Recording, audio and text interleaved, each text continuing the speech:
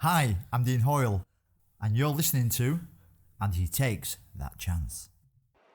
Who'd be in Steve Simonson's boots now? He's missed! Steve Simonson clears the frame of the goal and collapses in a heap of tears. Huddersfield Town are promoted.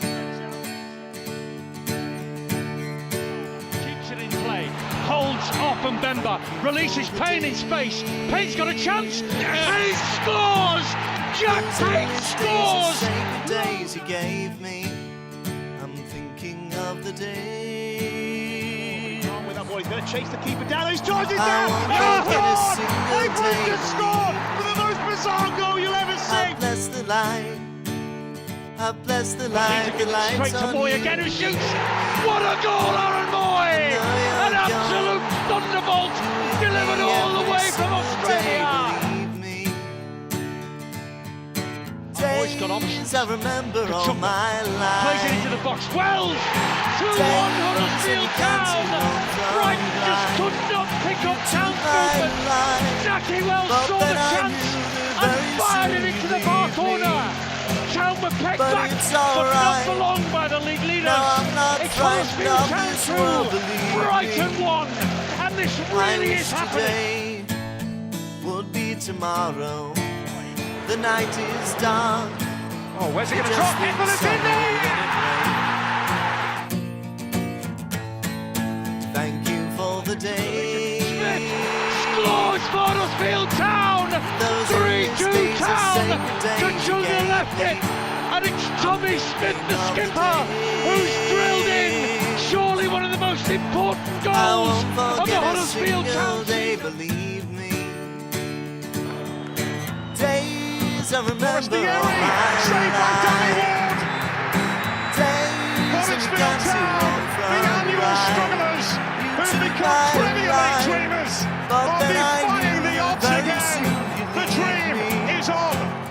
But it's alright, 'cause I'm not frightened of this world, believe me. 2-0 Huddersfield Town on the opening day of the Premier League. Lindelof misses his header. De Quattro's in. Round De Gea.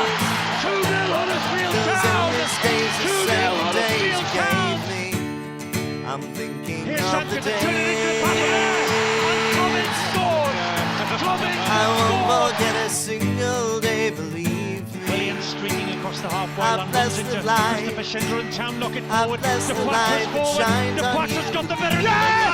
And Laurent De Quattro Though scores. you're gone, Laurent De Quattro you're scores. with me every single day, believe Aaron me. Moy slow strike. 2-0 Town. A double for Aaron Moy, who now runs away to the dancing Huddersfield Town fans of Molyneux. Christopher Schindler has a chance to write his name in Huddersfield Town legend. And he takes that chance!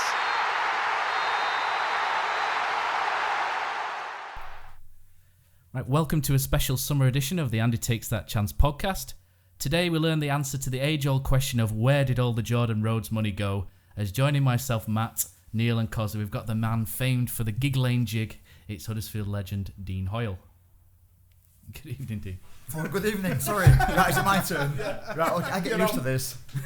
I've been out of the limelight for a couple of months, so I'll get back into it. Thank you.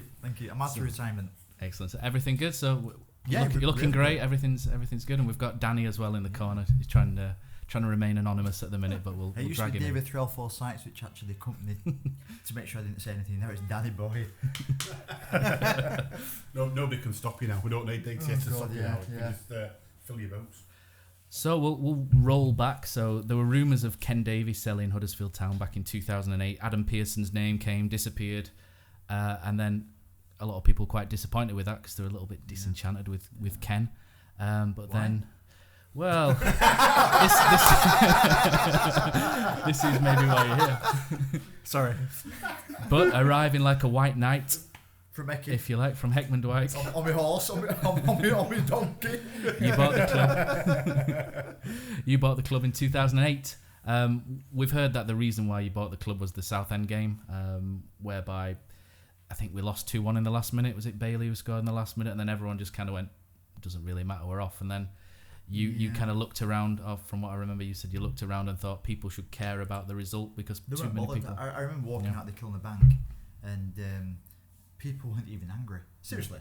I don't think I were really. No.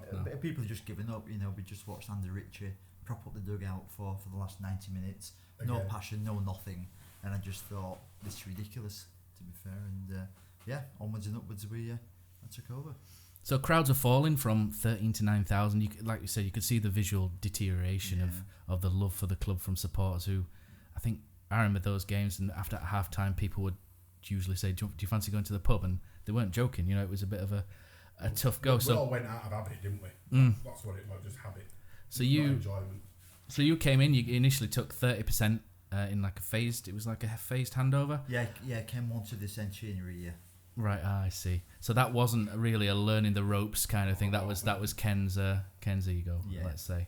How was it with Ken Davey and Andrew Watson? A very open question. Not a very open question. Obviously, I don't think we're on each other's Christmas cards list, which I don't think you'd expect to be. It's businesslike. We've had lots of disagreements over the years, but we've both been trying to do what's best for our respective clubs. I've been trying to do what's best for, Huddersfield Town, and Ken's been trying to do what's the best for the Giants, and that's been fine. And I had a brief encounter, or a brief few months with Andrew Watson, nice guy, but obviously Stan Turner was his man, and when we got rid of Stan, then Andrew departed with him on his own accord, and that was it. That was probably the start of my era, really, when Stan walked out the door. So Ken Davey, the Examiner ran a headline which said "Saint or Sinner." Ken Davey. Unfair, to be fair, on the I know he wasn't held in the best light with Huddersfield fans, and isn't to this day. But I think the Examiner was uncalled for that.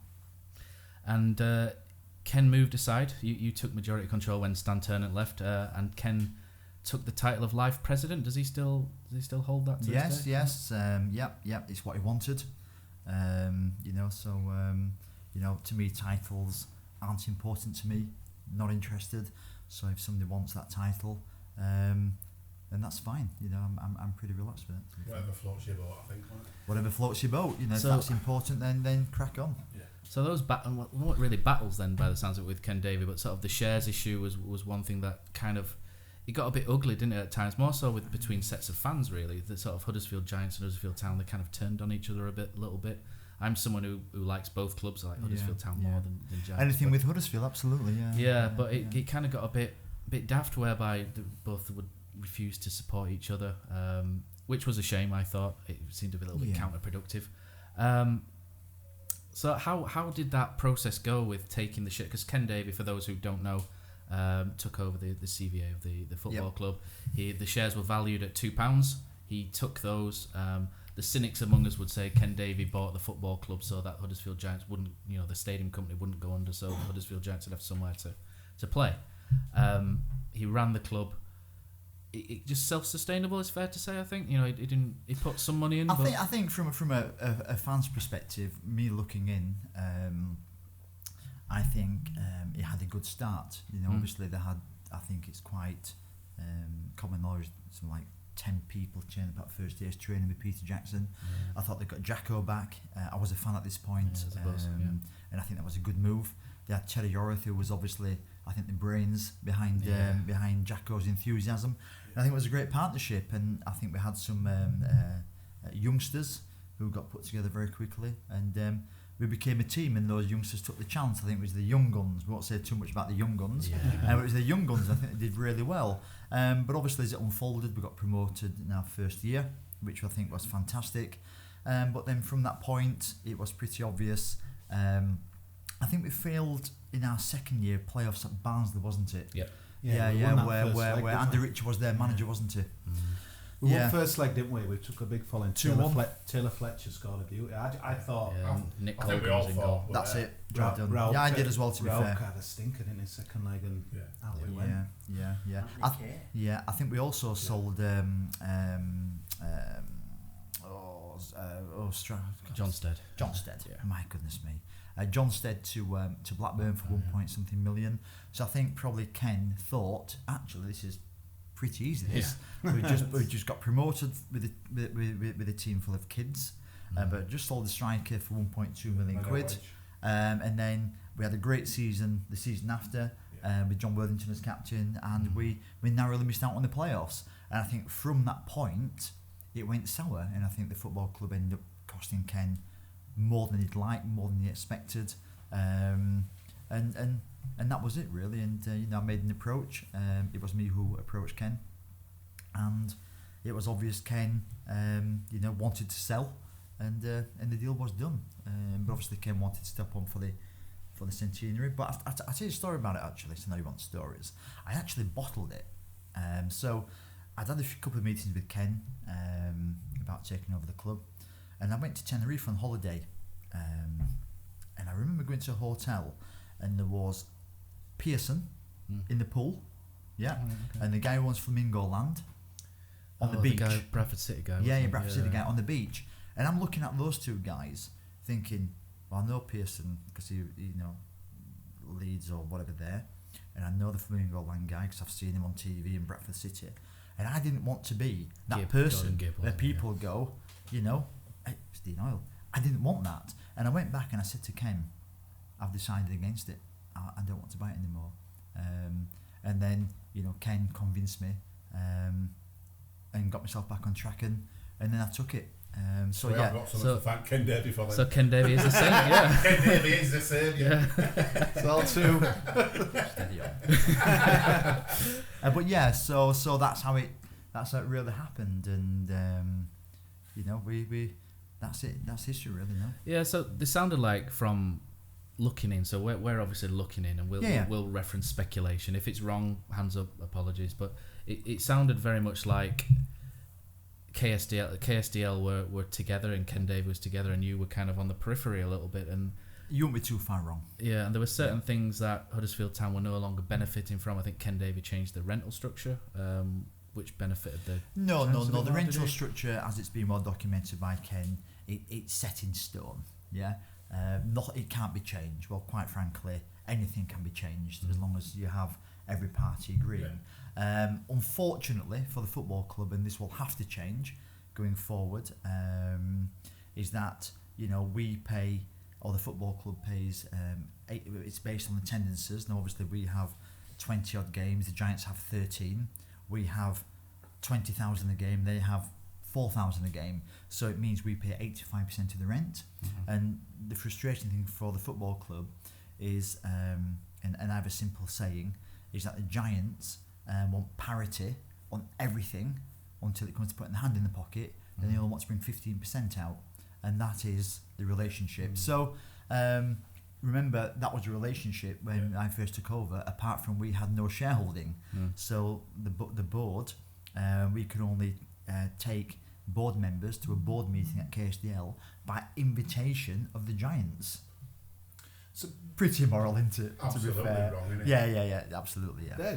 Why a little bit did. So obviously we're painting the stands now. Is that a kind of sign that things are a little bit different and we're kind of bossing the stadium now? Because that were really interesting for me. All of a sudden these town colours are being painted on, or is it, am I reading too much into it? No, we've had those seats. We bought those seats in the first season of the Premier League. So we bought all the white seats, because the bottom line is that the stadium is it's not falling down. But 25-year-old, it is, and it's been starved of money over the years. For whatever reason, it's been starved of money. So the football club is very reluctant to put money in for capital expenditure. The council can't give any money because they've got their ward members to please, and the rugby club simply can't afford. So we decided we'd like to improve the stadium. So I think in our first year of the Premier League, we spent something like between 4 and 5 million. Some of it was on our own back, like the boardroom, etc. We really upgraded, but some of it were regulatory. So things like the floodlights, all the TV work, all the cabling, we had to do. Now, to be fair, it was KSDL's responsibility to do that work. They have a duty, and they're obliged to make the stadium fit for both sports, both rugby and both football in whichever division they play. So we could have really forced KSDL into a really sticky corner. But who we are, we decided, no, what we'll do, we will pay for all that work. So it cost them between £4 and £5 million, and part of that was the blue around the concourse and the white seats. It's only now that they're really allowing us to put them in, because for the last 2 years we came to a deal with the stadium that we would probably pay more rent while we're in the Premier League. We would pay the Giants rent, but in return, and also pay money for capex, because we're in the Premier League, we're getting millions. In return, we would take control of the stadium, we would take control of catering, sponsorship revenue, we can have the branding as Huddersfield Town. But then the goalpost moved, and I don't want to get into it just now, but the goalpost moved, so we backed out of the deal. Right. But we were left with probably 10,000 white seats and the running track. So it's only now they're actually allowing us to put them in. And to be fair, it looks really good, and it looks special. Is that in all the stands, Dean, or just the behind the goal? Oh, every stand, yeah. Every stand white, so blue and white. Yeah. And you know something? It looks really good, and I think the frustrating thing for me as chairman is that a deal, because the goalposts had moved financially, the goalposts had moved, it just wasn't to be in our Premier League. So we were on the world stage, but actually the stadium which we played in didn't look as good as it should have done. And I believe that's a missed opportunity from a KSDL and the council perspective. Yeah, because they're selling their town. But the horse has bolted. It's been a championship now. Still waiting for my cable car to Vulcan, Dean. What cable car to Vulcan? Yeah, is that coming next season? We'll leave HD1 for now. So we'll move on from Ken Davey. Ken, I think the last act really was Stan Turnant coming in. I heard that from someone quite close that Billy Davies said no at one point when you're looking for an initial manager. Martin Allen was your choice? No, there were only two people in the pot. It was Martin Allen and Stan Turnant. I wanted Martin Allen. Yep. I'm this new kid on the block, and I was faced with.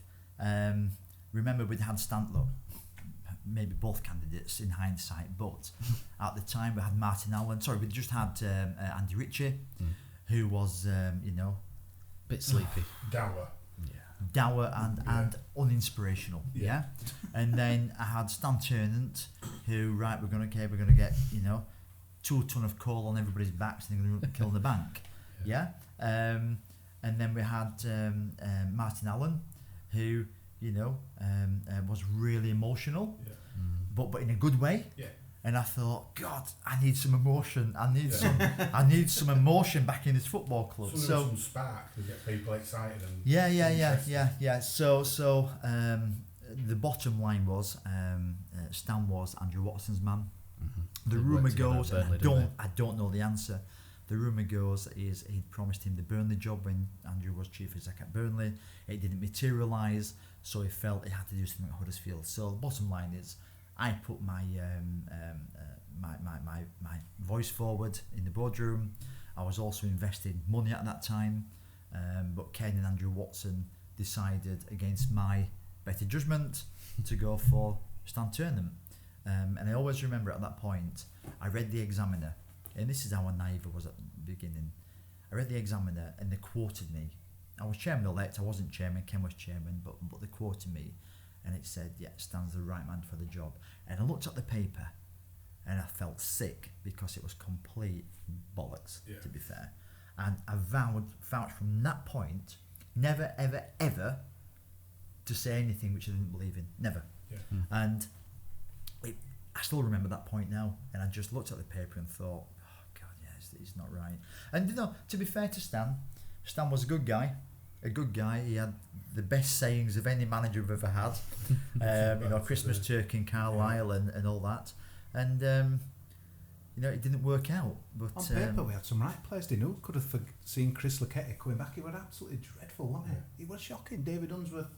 On paper I thought this is a team top 6, and he just started horrendous. There weren't many of that. Gary Roberts would have done out of that. Gary Roberts was 150,000 from Ipswich. I think he was a a top player. And actually, Gary Roberts, when we let him go, when we went up from the first to the Championship, we always thought that you need the legs, and obviously Gary didn't have the legs and the speed.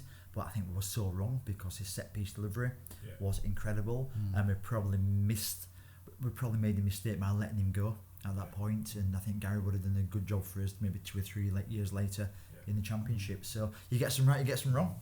I remember we beat Bradford that early on that season. We battered 4-0. 4-0. I thought this is it. That's it. And then Peterborough away. What is his last game? Or did he have another one after that? I think within about 2 months later he was gone. I don't think he dared come back after the abuse you gave him, did he? Kosi Stanton. Oh, I had a freebie at Peterborough, but it was behind Stanton. Yeah, I'll tell you a story actually about Stan. he said to me on the few. He was a really good guy. Yeah. So as a man and a person, he was a proper guy. Yeah. Oggy said the same, to be fair. Yeah, but he was a proper guy. And do you know something? I know he used to give Oggy stick and vice versa, but it made compelling listening, didn't it? He said it made compelling listening. And Oggy, to be fair to him, it was probably music to his ears, because we all remember the quotes, don't we? Yeah. Turkey and Carlisle and all this. But he once said to me, I think it was after the Tranmere Rovers game at home, I was going up the Kiln. I had a meeting in London on the Sunday. I was selling Card Factory. I had a meeting in London on the Sunday. So straight after the game, I had to go on the train on the evening. I shot off home and I left quite early. I must have left about 5:15, and I got a phone call.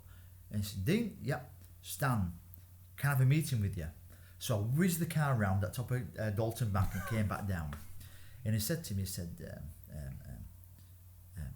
you want me to leave, I'll go. If you want me to leave, I'll go. And I went, no, Stan, no, it's okay. I said, look, we're all behind you, blah, blah, blah. But driving away from that game after that, I thought to myself, if he does that again, I'm going to take it. Yeah, basketball. So when he did it again, were you back at Dalton when he spun round again? I thought, right, so I don't know which game this was. It was another game. He said to me, trying to call me bluff, if you want me to go, I'll go. I went, excellent. I said, I'll go and get you all sorted out. And I run out of his office. Anne, come here, Anne. Right, and we did his papers, and the day after, we had a meeting in the boardroom and shook hands. And at that point, when I shook his hand, I'd read his book. I shook his hand with the longest arm I could find because I thought, this could be interesting. Yeah. And it was right as rain. He was gentlemanly, and superb, and off he went. Yeah. But I remember the second time he offered it, I took it. Yeah, absolutely happy days and time to move on. Why didn't it work out? Do you think? Do you think he was just old school? Do you think because the players seemed to be there, or was it a bit what we are? I think he was just probably. I think football had probably moved on a little bit. We were relieved at that point, thinking, right, now I've got the chance to get who I really want now. Yeah, that's it. Simple as that. Yeah. But I was investing money into the football club, and so was Ken at that point. But at this point, your money's going in, and you really want your man to sort of back up your choices, don't you? Of course we did. Yeah. And off we go. And in between, we had Jerry Murphy and Graham Mitchell, and I think we won. Was it 8 on the trot? Yeah. 8 on the trot. Bloody hell! I should have kept him, shouldn't I? But we won 8 on the trot, and I interviewed lots of people. I think in obviously Lee Clark, Nigel Atkins. He was at Scunthorpe at that point, and it actually came down to Lee and Nigel at that point. Right. There were all sorts of strange names mentioned at that time. I remember. Remind me, I forgot half of them. Go on. I'll tell you if it's true or not. These are the names that came up, and I didn't believe them at the time. But Sam Allardyce was mentioned initially, which couldn't. No, not him. No. Alan Shearer, David O'Leary, and there were quite. Michael Appleton was another one. Yeah, Mike Appleton came. Yeah. So there were quite a few, and obviously you filter out the Alan Shearers, don't you? Think that's not going to happen. But we'll move on from Stan. But what made Lee Clark stand out? I think he was assistant at Norwich at the time to Glenn Roeder. He was. What made him stand out above maybe Nigel Atkins at that time? I just think his enthusiasm. It's really hard. Do you know something when you just get on well with somebody and you think, he's good. He's talking about the football he wanted to play. I knew he could attract players because of he was Lee Clark, and he hadn't been out of playing for long. He talked about his team, Derek Fazackley, Steve Black, and I thought to myself, Terry McDermott. I thought Terry didn't come straight away. I'll tell you that story in a minute. And I just thought to myself, he inspires me, and I think he put a really good team together, which unfortunately we fell at the hurdle of the playoff final at Peterborough. Against Peterborough at Old Trafford. But Terry came later, and I remember saying to Nigel, because we actually tried. We're from business, so we're new to football, but we're learning quick. And we tried to put Barry Horn as Lee Clark's number 2, because we didn't want Terry McDermott, because we just thought Terry McDermott went and put the bets on for the players. And we wanted to put Barry Horn with Lee Clark, and it was never going to happen. So they had a meeting, and it was just never going to happen, and it never materialised. So then, with his white horse came Terry McDermott, and to be fair to Terry, it was a really nice guy, and there you go. So that's the team. Okay, so at this time it was quite exciting. 2009-10 was really exciting. Good football. Yeah, brilliant. So it was the start of that. You could just sense something was happening. I remember the marketing just ramped up, wasn't it? What was the slogan? You buy the ticket, we'll buy you buy the seat, we'll get you out of it. Was that the saying at the time? There were all sorts of quite things at the time was very different. Yeah, Danny's nodding. But at the time there was all sorts of things that were quite exciting. They were different. It was such a shift change from Ken Davey. Ken Davey didn't really, like at the Giants now, he doesn't really spend much on marketing, doesn't really, like you say, inspire or excite. But to be fair to Ken, he's never denied that he's not a football fan. And he's always a rugby fan, he actually came into rugby through his late wife Jennifer. Otherwise, he wouldn't ever read the back page of a paper. But that's him, and I think for the Giants, he's given the stability and done very well. But football was not his sport. Yeah, it's more sort of different. It's more the sort of change. How everything was kind of a bit more accessible, and I suppose social media was fresh at this point. It were exciting times. We just sold 16,000 season tickets, and it was good, wasn't it? Yeah, it were brilliant. Yeah, it were brilliant. And absolutely. Also at this time as well, something new was your first pedal for pounds, which was down to Southend. Yeah, and the 22 of us. Yeah, we had to. Just shows you how far we've come. We had to drag people in. Even my father-in-law Jared, who was 68 at the time, we had to say to him, "Come on, you're cycling. Where am I going to?" I said, "You're going to Southend." I said, "It's okay, it's downhill." You're okay. And so he did it, but we struggled, and now it's 200 every time, raising lots of money. So it's been fantastic. It's fantastic. And Yorkshire Air Ambulance and Keep It Up. Brilliant. That was for the academy. Yeah, they raised over £1 million. £2 million in total now. Yeah. As fans, and we talk about this a lot on here, don't we? That as much as the football were exciting, all these players are coming in, your Danny Drinkwater's, Jordan Rose, all that kind of stuff. As a fan who's watched Town for 40 years, all the stuff that happens, like the pedal for pounds and all the stuff for Air Ambulance and then Foundation and feeding kids, it's important. That's what makes our football club. We're different. Yeah, absolutely. Yeah, we're proud of it. Yeah. And it's more than. And that'll continue, I'm sure. Yeah. It's the community. It's community. They're doing all sorts for us at minute with Andy's Man Club and Street Kitchen and what have you.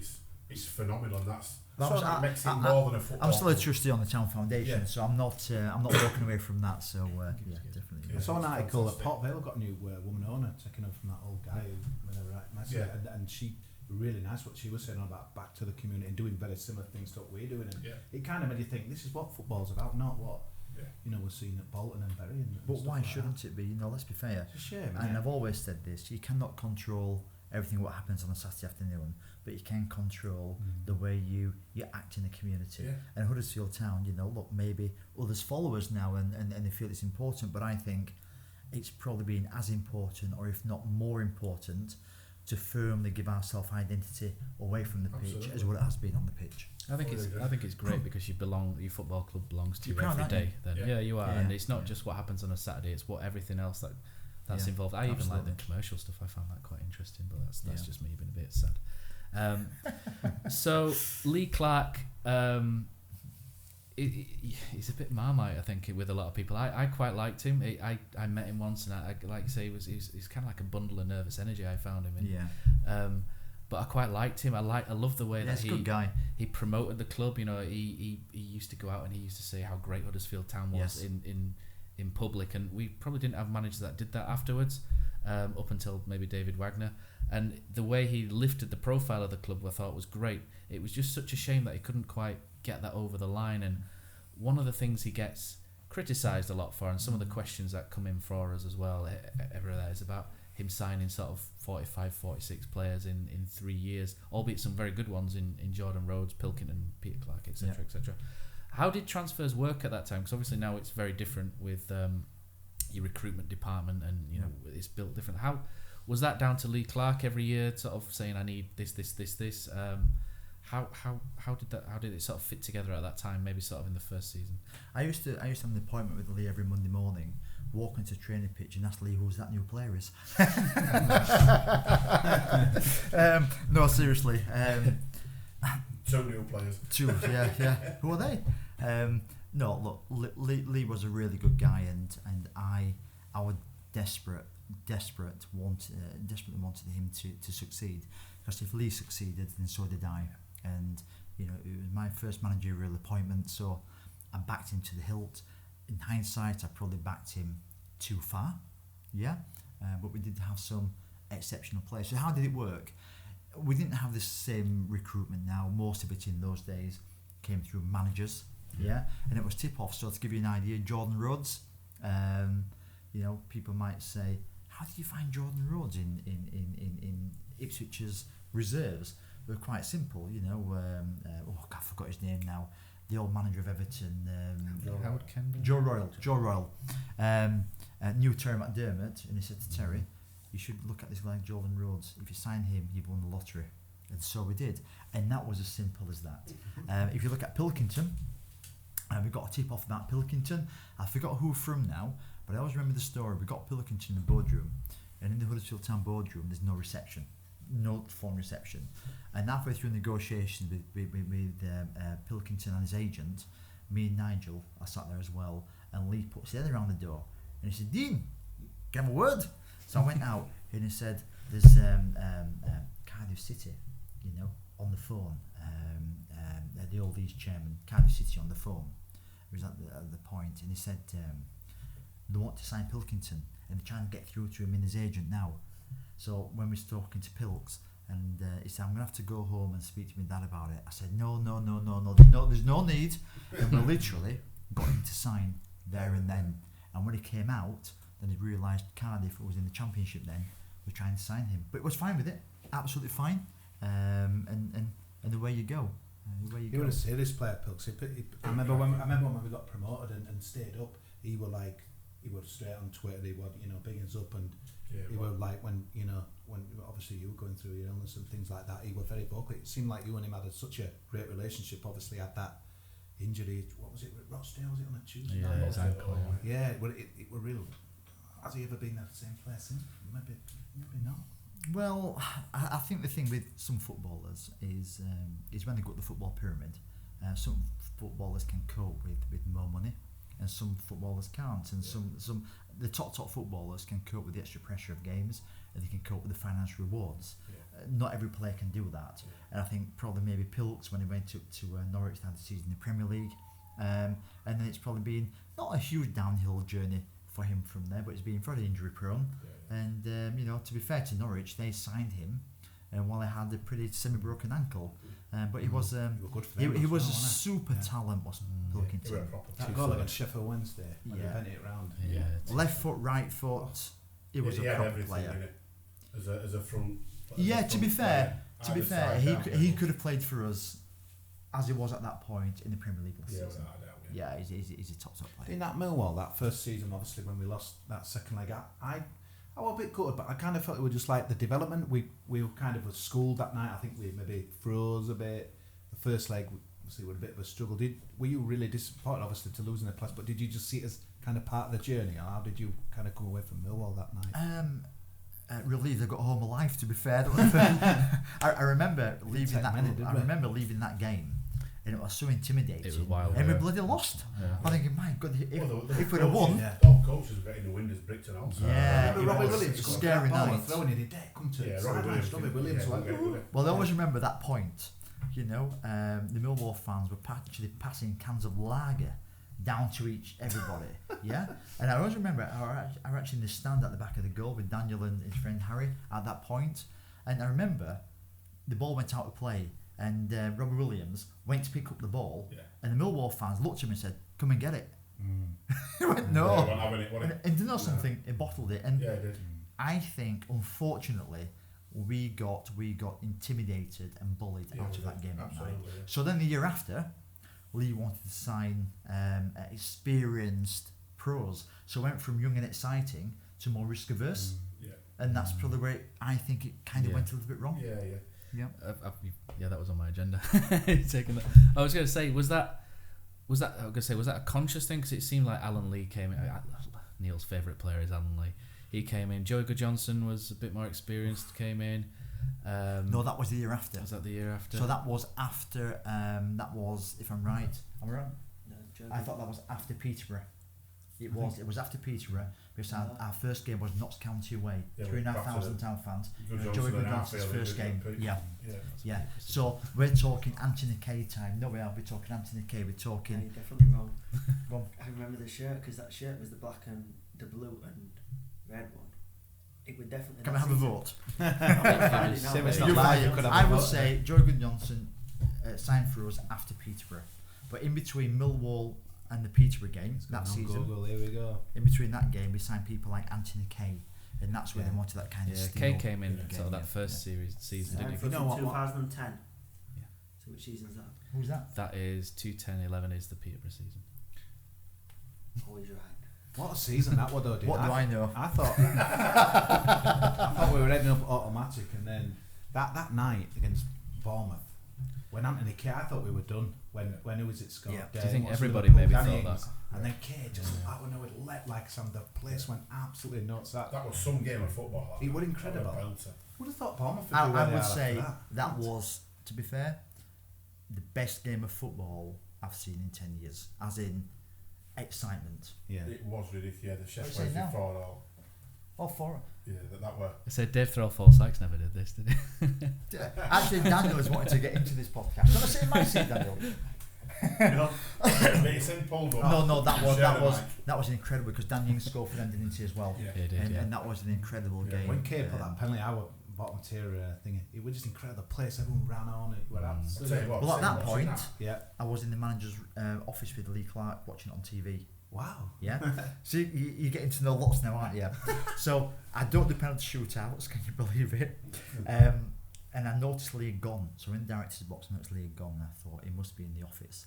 So I went to the office and he sat there watching the penalties on TV. And one went in and we yeah. And then as Anthony Kay took the penalty, obviously there's a delay, isn't there? Yeah. So we heard boom outside like a big thud. Yeah. Obviously people just jumping up. And then Terry McDermott running down the corridor. We've done it. And me and Lee just screamed out straight onto the pitch, and then we just got marauded by thousands of fans coming. It'd be like with the Zulu, that film. Everybody's coming the opposite way, and that was a great night. But do you know something? We probably celebrated, and to be fair, so did Peterborough when they played their game. We probably celebrated a little bit too early, but what an emotional game. It was ping, ping, ping, goals here, goals there, penalties. It was wow. For a neutral watching that, hell of a game. Being involved in hell of a game, but our playoff semi-finals ought to have their own DVDs. The Lincoln stuff before. Yeah. It's incredible. I'll give you some excitement in 10 years, boys, haven't I? It's been alright.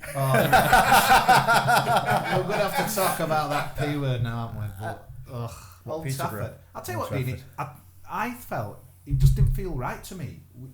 It didn't feel like a town game. It was at Old Trafford. There were a lot of people I saw I've never seen before. I just had there was just a bad smell about it. Because we're all those idiots up in top tier scrapping with each other. And that was horrendous. Yeah, it was, because they were sat near all kids that you pay for all the kids to, weren't you? Horrendous. And they were sat near them. And there's obviously the team left with the t-shirts. I think that was the worst violence I've seen at Huddersfield Town or a game since we played Chelsea in the FA Cup in 1982, I think, or 81. That one messy. That was bad. Daniel doesn't understand those days. That was horrendous. Did it hurt you, Dean, when them t-shirts getting thrown about? Cause that, yeah, it did actually. Yeah, it did. I went into the pitch and I remember consoling Kosi, and Lee had gone into the dressing room, and I went as I walked into the dressing room into the corner, somebody threw a shirt at me and he said shit, and I picked the shirt up and I whizzed it back. I don't know what I was whizzing it back at, but I whizzed it back into the crowd, and I thought it was piss poor. I'd swear on it. Yeah, I can edit. Yeah. You can edit it. I think we're past that. Don't let him edit that bit. No. It was really, really poor. It was. And I felt down. But I went into the dressing room and Lee was distraught in the corner. And I said, I'm not going to sack you. We'll go again. And that way. And we went again the season after. How did you feel when McAntony did his carry on their celebration, or were you not bothered about Do you that? know something? It's really hard, this. It took me until we beat Sheffield United to watch that game. Wow. Seriously. Yeah. So it wasn't until we beat Sheffield United the season after. Yeah. Is that right? To watch the game. I couldn't watch the goal, the 3 goals. I couldn't watch it. Wasn't it Danny Ward that missed a good chance for us, like an up and goal? Danny Ward. We were miles off. We were miles off. Danny Ward nearly snapped bar in half because he didn't save at Wembley. Yeah, but no, Darren Canthony, to be fair, it got promoted. And let's be fair, against all the odds. I remember reading his book. He gave me a copy, signed copy. Yeah, he's always stuck up. He gave me a signed copy. He's a bit funny. I remember reading his book, and we had 32,000. They had just below 20,000. The sponsor from Empower, was a Huddersfield fan at that point, and it just felt everything was against him until he saw the team sheet.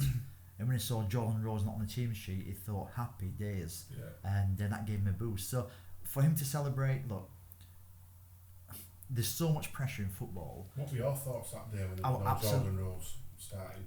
Well, we'll talk about that in a minute. But I was so gutted after that game, because do you know something? Who puts your chairman up? There's nobody's there. No. So everyone's relying on you to pick everybody else up. And now we're absolutely gutted, and it took a lot with the summer for me to get my head around that, and then the season after, if we'd have lost that playoff final against Sheffield United, I really don't know to this day how I would have pulled myself around from that, because I'd have lost in semis against Millwall, final against Peterborough, and then final against Sheffield United. So what do I have to do to get over that line? Did we have 85 points that year? I just felt that it was going to be automatic. It felt like we had been snatched away from us, but Southampton. I remember laid on the sofa at home, and I was listening to Brighton versus Southampton, and we needed Southampton not to win that game. And I remember it was like with 10 minutes to go, Brighton were beating them 1-0, they were winning 1-0.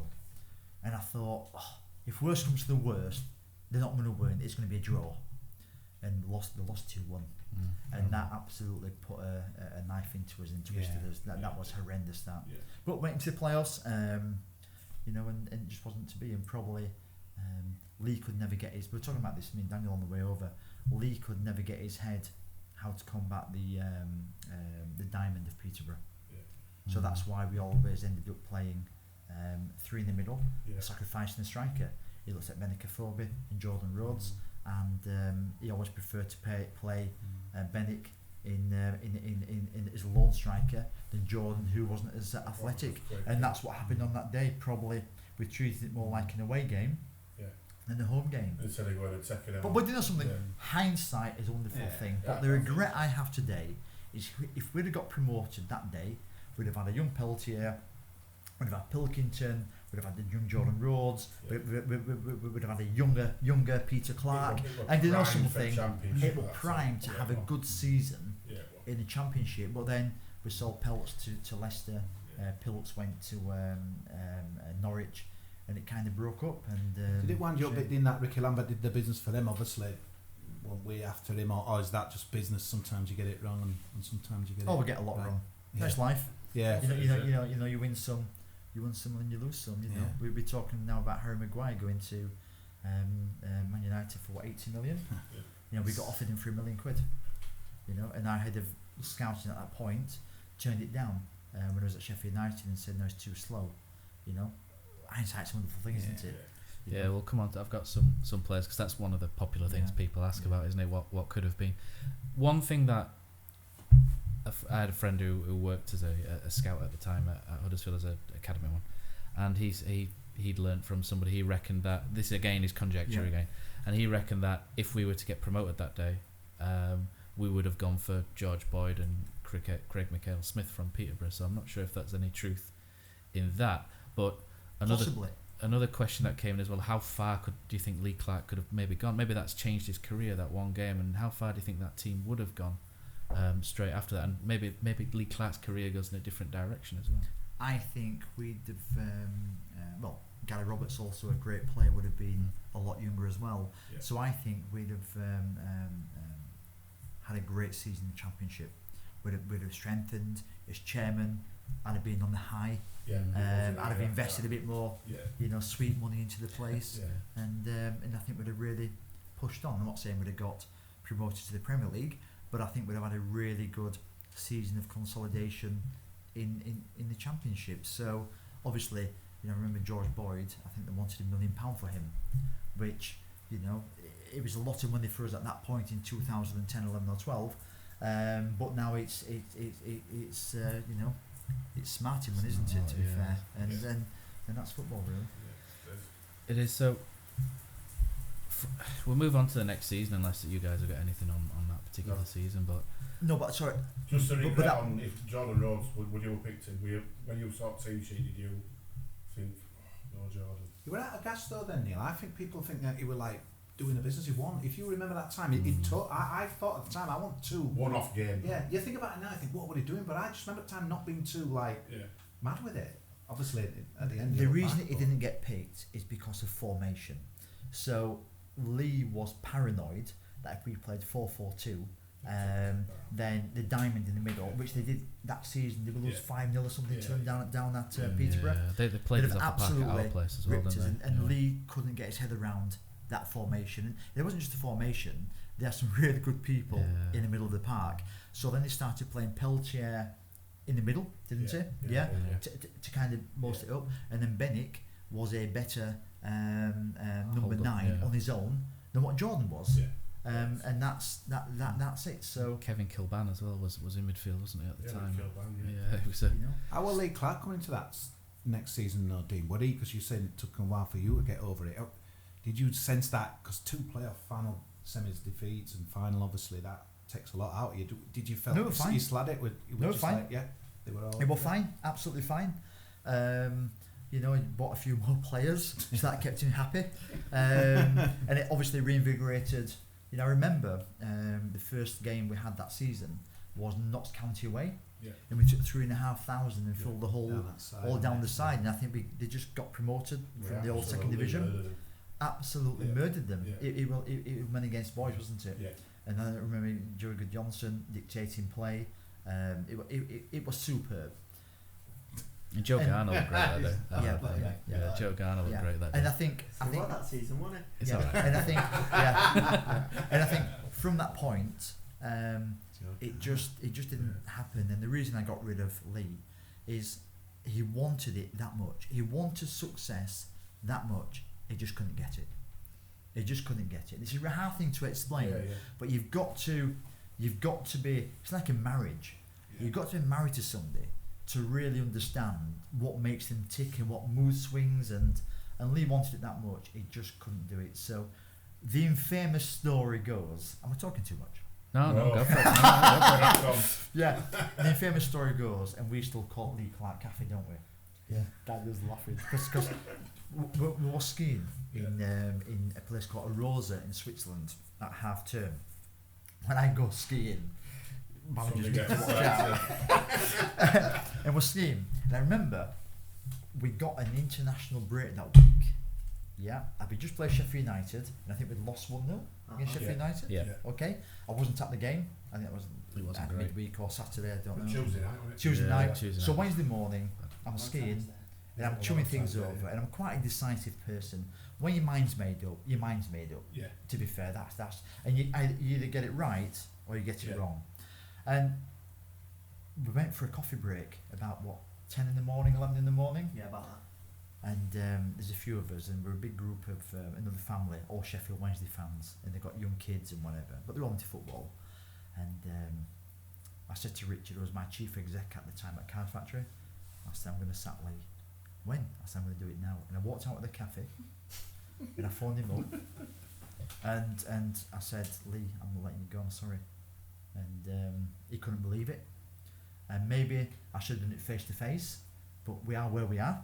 Yeah. But I decided that even before the Sheffield United game, I had to do something, because he wasn't going to get us up that season. Now Lee will say he would have got us up. He has said that. Absolutely. And why wouldn't he? Yeah, absolutely. Yeah? You know, hindsight's another thing. And I did it, and maybe I should have had him face to face or got the chief exec. But I rang up over the phone, and off we went, and went our separate ways. And then it was between two people, between Neil Warnock and Simon Grayson.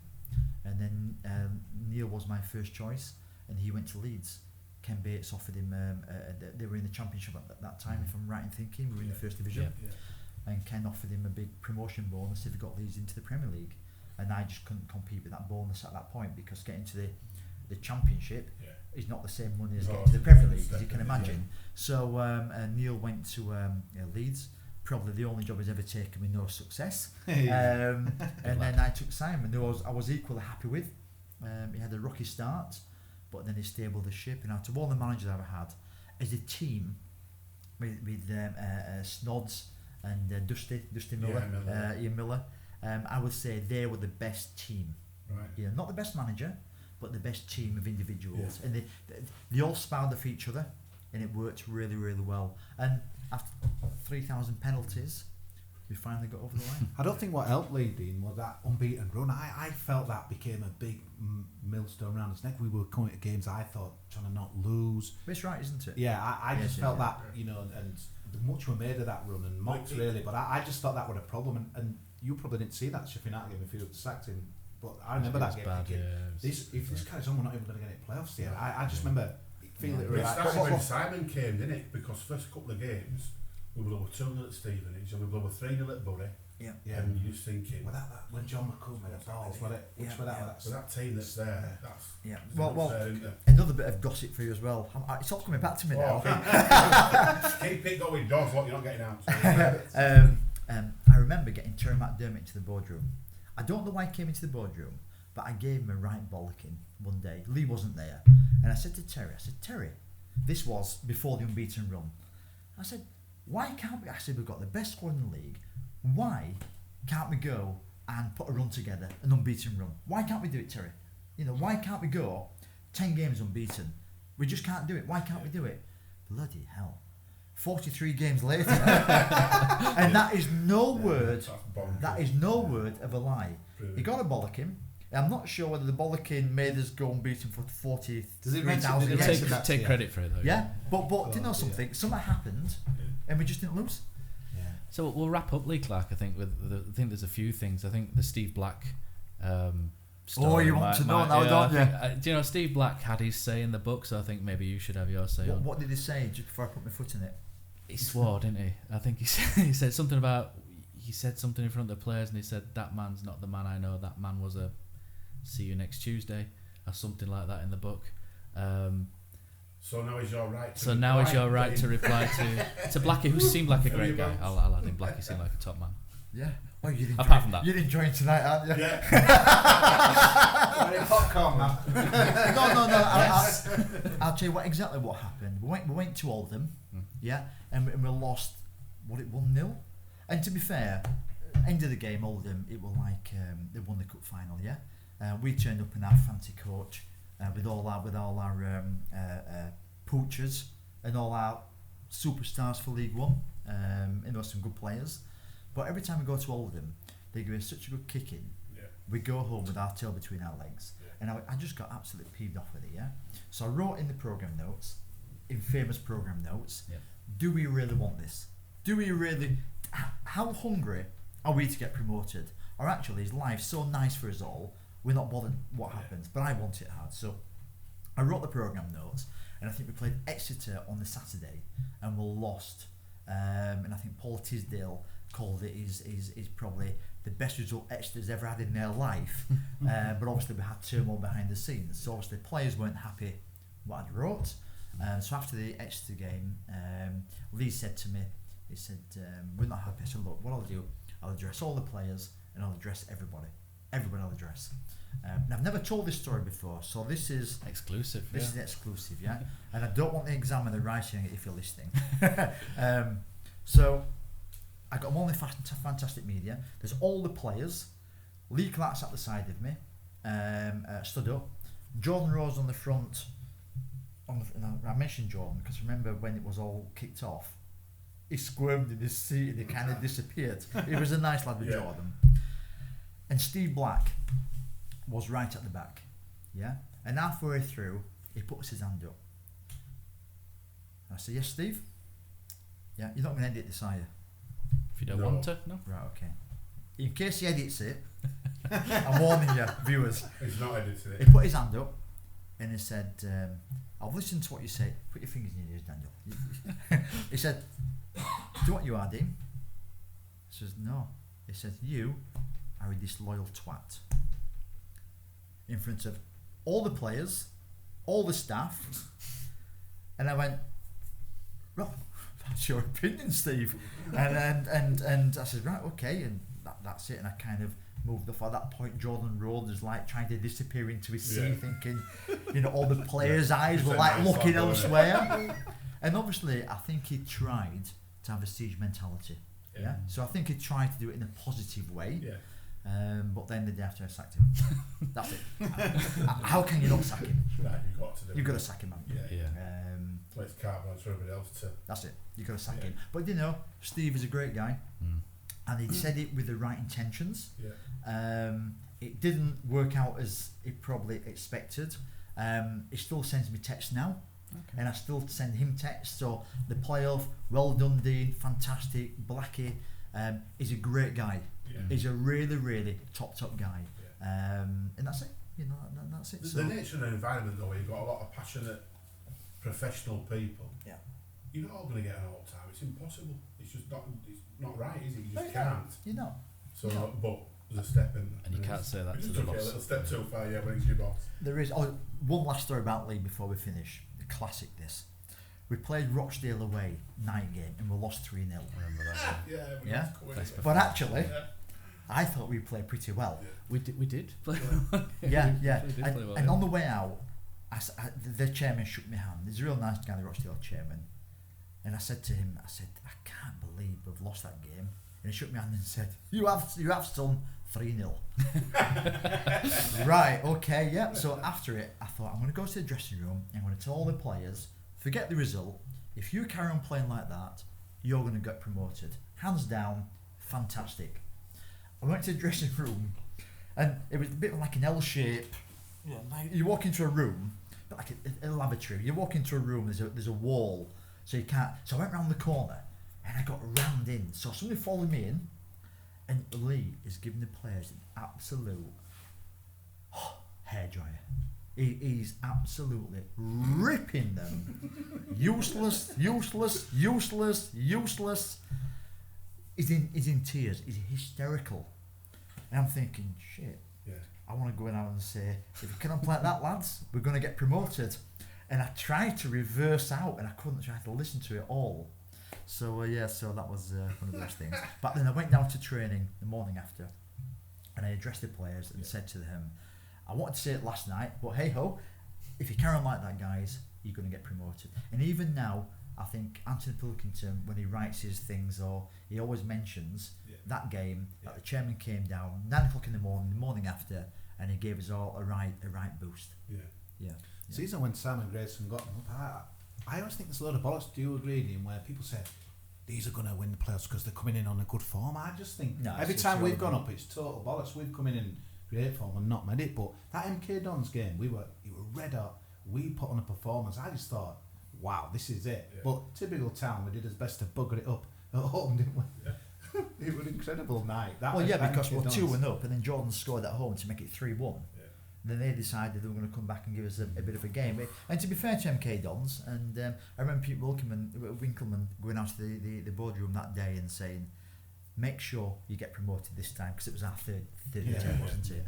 And he's a character. He's a good guy. Yeah, he's a good guy. So that was Jordan Rhodes' 40-goal season. He was incredible that year. Was Jordan. Something else which came up at that year was a rumour that there was always rumoured for Jordan was going to move, and I don't know where this fits in the timeline. It was either that January or that summer whereby there's a rumour whereby Andy Rhodes, Jordan's dad, came in and demanded a move for him.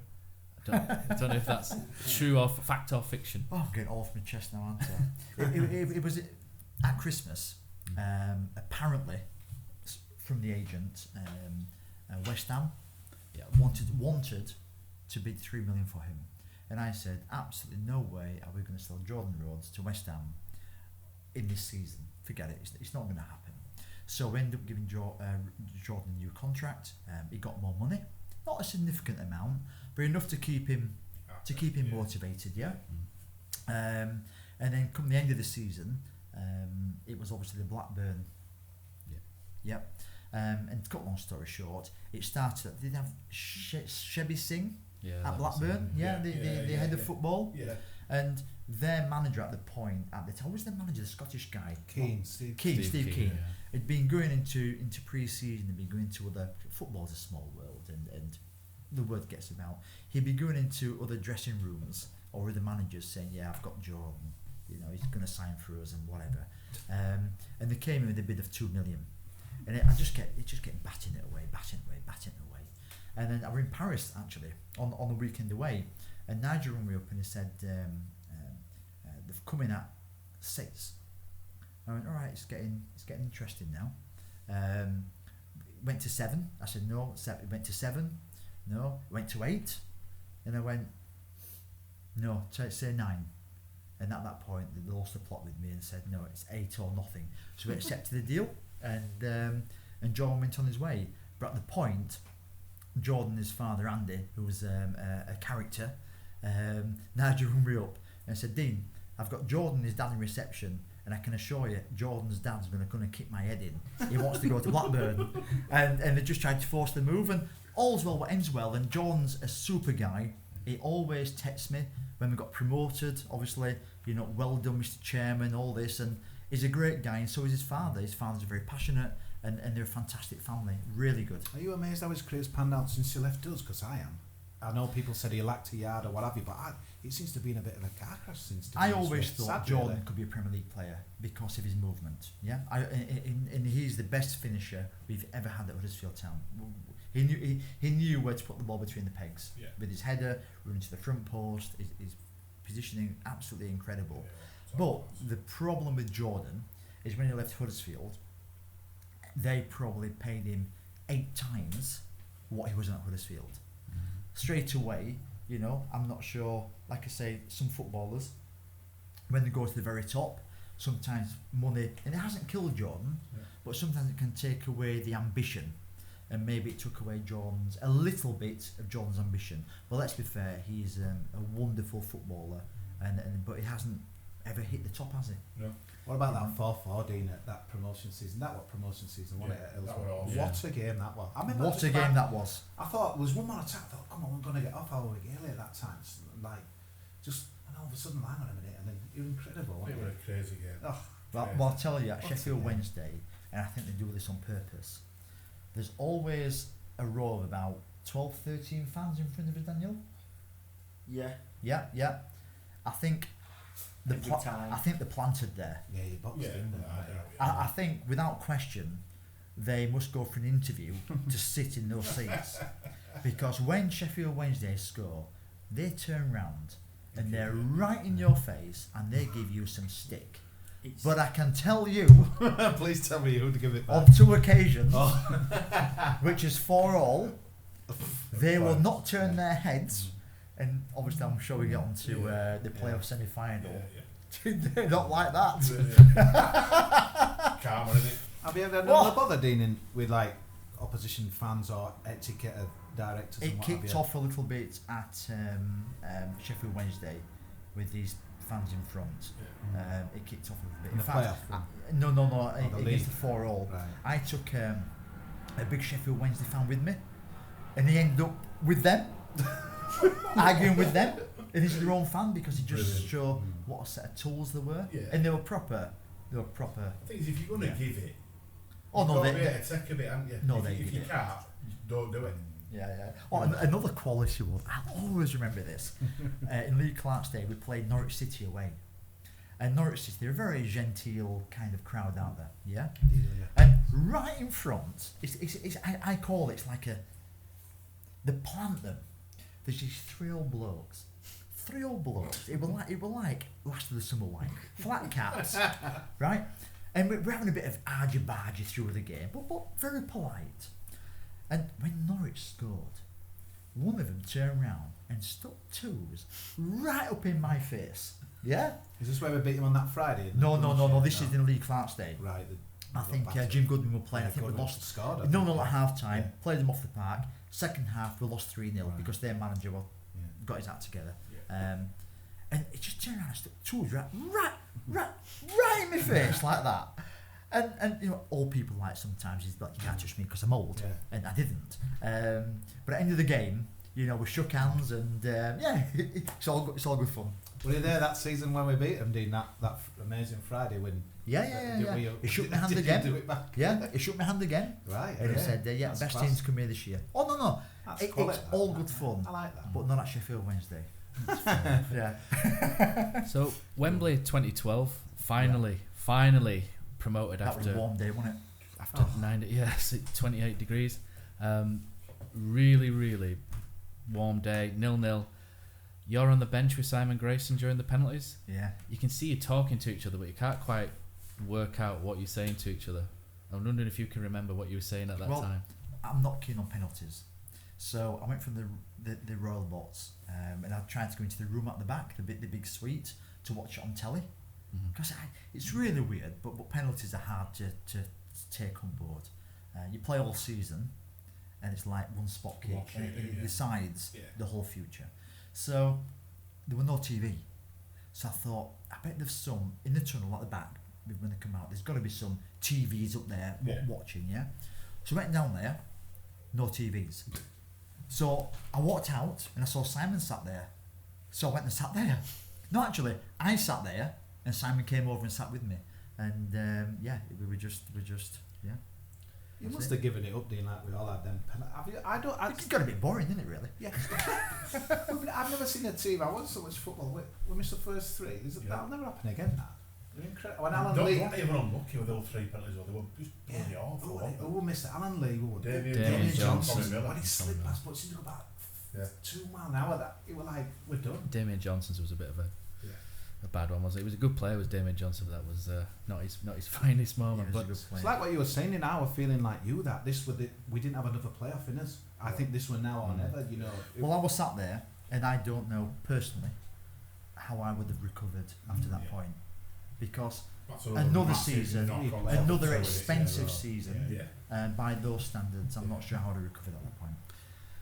So we win, and I remember one of the Simon Grayson quotes at the time was, "I turned round to hug the chairman, but he was halfway down the touchline on top of Brookie." Get in. So, and I say, have you ever run that fast before? Because you were straight down the touchline, straight on Brookie. Was that one of your favourite moments, maybe as a chairman? It was huge relief, and the first person I caught, because he was the slowest, was Brookie the kickman.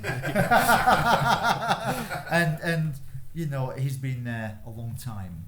And he knew how much it needed, or it meant to everybody. But I just bolted, so Simon was right. It turned, shaped my hand, and I'm gone. It was iconic for that. That Sheffield. You want to celebrate with the Town fan, not a Leeds fan at that point, don't you? That Sheffield United defender just bashing his fist in, he'd gone on it, but just bashing his fist into Doyle, And that summer went to Australia on holiday, and I'll never forget watching a Sky Sports advert in Sydney on the hotel TV. And I seen myself run onto the pitch, and it were advertising, Sky were advertising British football, and it was me running on, jumping on Brookie. I thought, global domination, What would you say was the best one, that one or the Berry one? I'd imagine you got into less trouble for the Wembley one. I bet I'd have a drink at Berry. Go on, admit it, Dean. Oh dear me. The Bury was a longer day than you might think. Janet was really unwell that day. Oh no, she wasn't. No. She was okay that day, but I said, you know something, I want to go to the game, Bury. So I bought this Volvo 340 DL Burgundy from a guy in Savile Town. It was cheap, but I realised it being completely written off and it would put back together. But anyway, off you go. So I'm going over the day after in my Volvo 340 DL. Going over the motorway, the fuel gauge had broken. So on the is it the M60 between Manchester and Burnley? Just before Bury, it ran out of petrol. So I parked it, or it ran out of petrol on the hard shoulder. I rung Janet up and I said, Janet, do us a favour, I've run out of petrol, I'm off to the game, come over with a petrol can, I'll be there about 6 o'clock. But we just got married, she still loved me at that point. And she did. So what I did, I hitched a lift into the game at Bury, and my mate Brookie, we were good, and we were 4-0 down, weren't we? Yeah. And then I think we got 1 goal back just before half time, and then Simon Island, you know, and I said to Brookie, I said, if we score now, I'm on. Simon Island went past on the right wing, crossed it over, and Ewan Roberts planted it. Bang. It got sucked. The fence were right high though. I don't know how you did it. That day, I went. Very fence. I went and I took. We had a decent start to the season, and I took a mate of mine who's a Bradford City fan. Yeah. He said, "I'll come here and watch for a day." I said, "Nah, come then." And I said to him, I said, "There's no way we'll let a load of goals in this season." I said, "This defence that we've got now is half an hour 4-0 down. He's absolutely pissing himself. Yeah, it's brilliant. 4,000 sound fans like that, and he's a Bradford fan in the middle, loving it. Yeah. By the time Ewan Roberts puts that one in, he's going as mental as us. He just couldn't believe just proper football. He couldn't believe what he was witnessing. Yeah. When you see them fans search forward, it almost looks unsafe. You cringe a bit now with like health and safety, because that one, it happened at Bradford a lot of times. You were just when we scored, we got close to that. I remember when we played Blackburn, we were bottom of the league and they were top of Premier League. No, in the cup. Cup. We scored 3-3 about 7 minutes. Unbelievable. Simon Island again. Roberts scored like hefty at Villa, didn't he? That was the most bizarre goal when the keeper kicked it out. Yeah. So just going back to Bury. So I said to Brooke, I said, if we score, I'm on. And don't ask me how we got on, but I just found myself on the pitch. So I'm over the fence, I'm on the pitch, don't listen to this, Daniel, and I'm on the pitch, and I'm thinking, and I looked around, and I thought, shit, there's nobody else here, I'm on my own. The players congregated to the right of the goal, so I run over, give me a bit of a cuddle, well done lads, and I run back, and I saw this Bobby running for me, and I just managed to jump over the fence and get back in. Yeah. And they're not getting you out of that. Close escape. Brilliant. Yeah, fantastic. Fantastic. Oh, sorry. After the game, got back to the car. Janet's there. Can of petrol. Happy days. That's a proper away day. You mentioned that Blackburn. We're going off on a tangent. There's 2 things. I remember that Blackburn. And when we scored, some crutches went flying. I don't know if they won't mind. But I also remember us. It was an awkward incident when there was a minute silence for someone, and our fans just started abusing Alan Shearer. Because when they won it, like he would come out and say that I did it against you, but God, that would have night when it at Blackburn. Bury, Blackburn, them are the days, man. So wrapping up League One, there's a few things. So what we mentioned Sheffield Wednesday 4-4. There's some great games. Wickham 6-0 twice. They were great games, weren't they? What are your favourite games from that sort of specific era? Would you say? Any might be sentimental, maybe a first game or... No, I don't even remember my first game. The first game of being charged was no, it wasn't Bury. That was Cheminellet, wasn't it? When we sold all those season tickets. No, it wasn't Port Vale. Southend was your first. Port Vale was the first one I left, because I remember going. Yeah, it was, Because Stoke got relegated that day and they were buzzing. Yeah, so all in all, I don't really have any favourite games from that era, really. Any I just players? remember fast-flowing football. Yeah, any players that you love to watch during that era? Oh, it's got to be Gary Roberts, hasn't it? He was, he's my favourite. And Pilkington, and Peltier, and Jordan Rhodes, Peter Clark, last-ditch tackles. You know, fantastic days those. Oh, Peter Clark, when he was strutting about just before he got the trophy, that was another iconic moment. He was just taking it all in chest pumps. He knew that was his moment. I've got and that's the song Paradise. Yeah, it was brilliant. Wasn't it? That. You know something? It's an iconic. Every time Paradise comes on, it takes me right back to that moment. I've got a canvas painting upstairs somewhere with Peter Clark after he scores our first penalty that day, where his chest's out and he's screaming at the Huddersfield fans in front of us. I thought that was a brilliant good penalty, image. that, wasn't it? Because he was in tears. He had to score as well. That, you know, captain's just like tears Naki Wells had to score against Reading. It was beautiful, that, wasn't it? Tears at Old Trafford to that moment there. It just felt just like it just righted itself. It's fantastic. Football justice, man. Some of the questions that came in on Twitter, there's always the what about Ricky Lambert, etc. So wait till we lose some. We'll just assume. So Lee Clark always said. I remember one quote he always used to say. And he used to say, "Huddersfield fans love a transfer." I guess it always used to be about transfers. But we do, don't we? We do. It's probably the most exciting thing, isn't it? We don't Especially this season, though. We don't want any more now. We've had enough. No more out. Not to do with me. So, Ricky, you like say win some, lose some, but for a bit of fun, are there any sort of that? I think Andy Carroll was another. Andy Carroll was another. Yeah. Well, Ricky Lambert was pretty simple. You know, when you're talking £1 million, you know, in 2010-11, £1 million was a lot of money. It was 27, and he just played just only for Bristol Rovers. Little did I know the impact he would have at Southampton. I don't think anybody knew, because if we knew, we'd have bought him. But it was for sale for a long time at Bristol Rovers. So you know, nobody took him, but you know, Southampton did, and the rest is history. Andy Carroll, I think we wanted to offer somewhere like £1 million, and they wanted 2, and I thought we can't afford it. And then they went to Liverpool for 35. So there's always those what get away, absolutely, but we've also captured some as well, haven't we? Yeah, the thing is as well, when you Ricky Lambert, Andy Carroll, there's nothing to say that they'd have been the same player if they'd have come to us. Things happen, don't they? And well, things happen. You know, why is Harry Maguire now going to Man United potentially for what, £80 zillion, when Man United could have probably got him for £1 million from Sheffield United when he was 18 years old? Because players find homes in football where they feel at home and they perform. Maturity comes into it as well. So there's all sorts of dynamics. I'd say Jonathan Hogg's probably a good example, isn't he? Over the last few years, he's been season after went up when we were top at league in September, weren't we? I thought this was it. Premier League here we come. Blackpool, the most rain I've ever seen in. It was incredible. Remember that night we were on Sky. I think Norwood killed one. Yeah, and then James Vaughan decapitated a corner flag. I think we knew though then we were punching above the way, didn't we? Yeah, absolutely. So on promotion, you said that the aim of the club was to be self-sufficient at the time. Self-sufficiency in football. I was going to say, do you ever think with the increase in football expenditure that never really happened? Impossible. Probably the Championship is the most expensive division to be in, because it costs a fortune to be there, and the only reward is to go up, and ultimately only 3 clubs can go up. So our first director of football operations came in Ross Wilson. Yep. I met Ross. I really liked Ross. He was someone nice that guy. sort of lit a room up as well, if you like. So he walked in and all of a sudden everyone would look and listen. I thought Ross was really good. A lot of Huddersfield fans seem to struggle with the concept of what he did. And now we can't cope with that one. Do you ever feel that he was sort of maybe fighting a bit of an uphill battle, trying to do his job, and people were like, what do we need this guy for?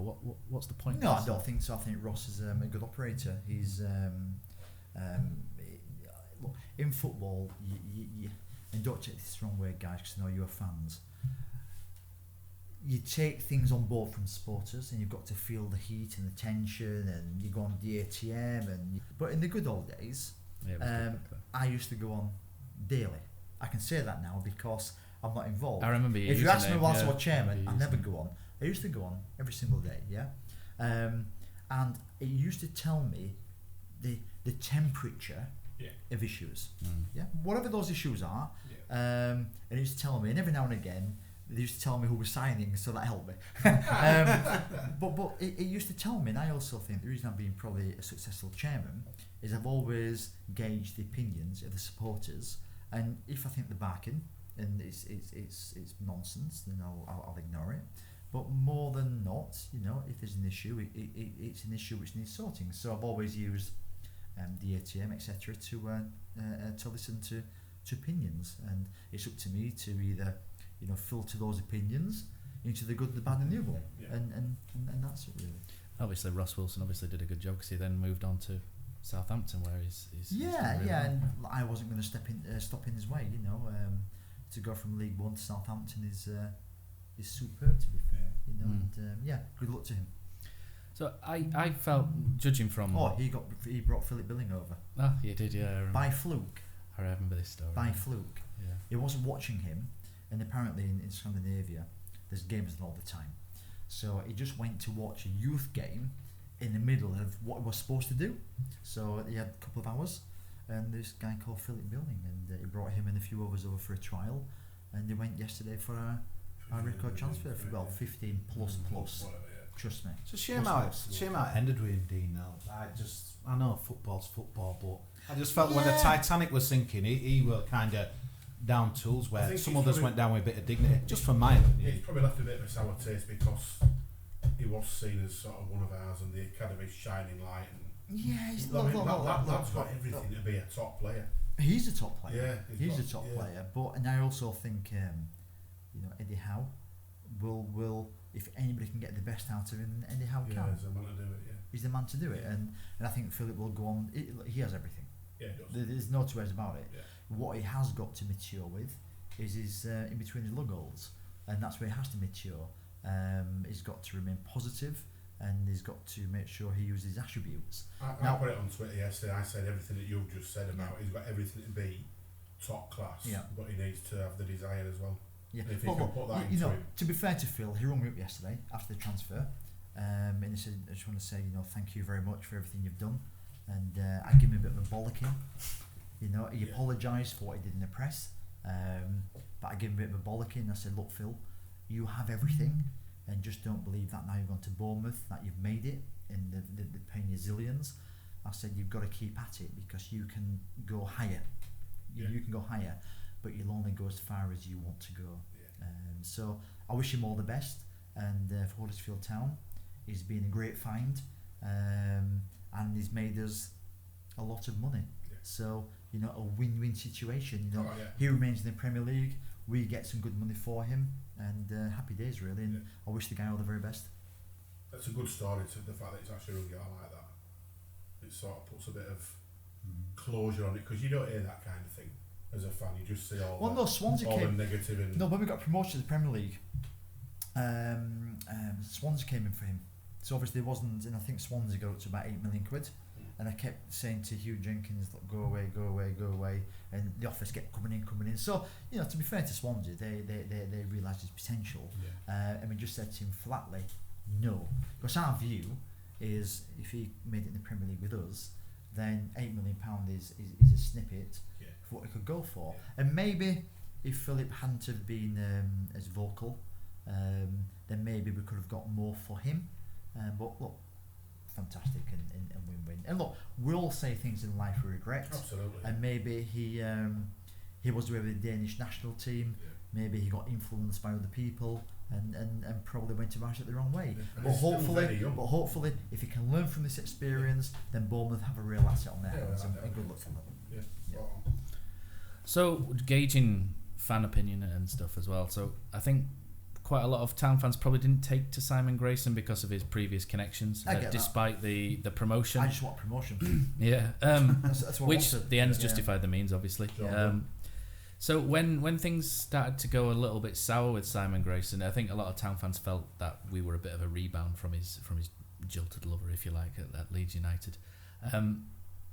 How was it to work with Simon? Because he always seemed to be quite cool. He seemed like the opposite of Lee Clark in that he was quite calm, and quite a good calm and influence. He had everything in hand as well.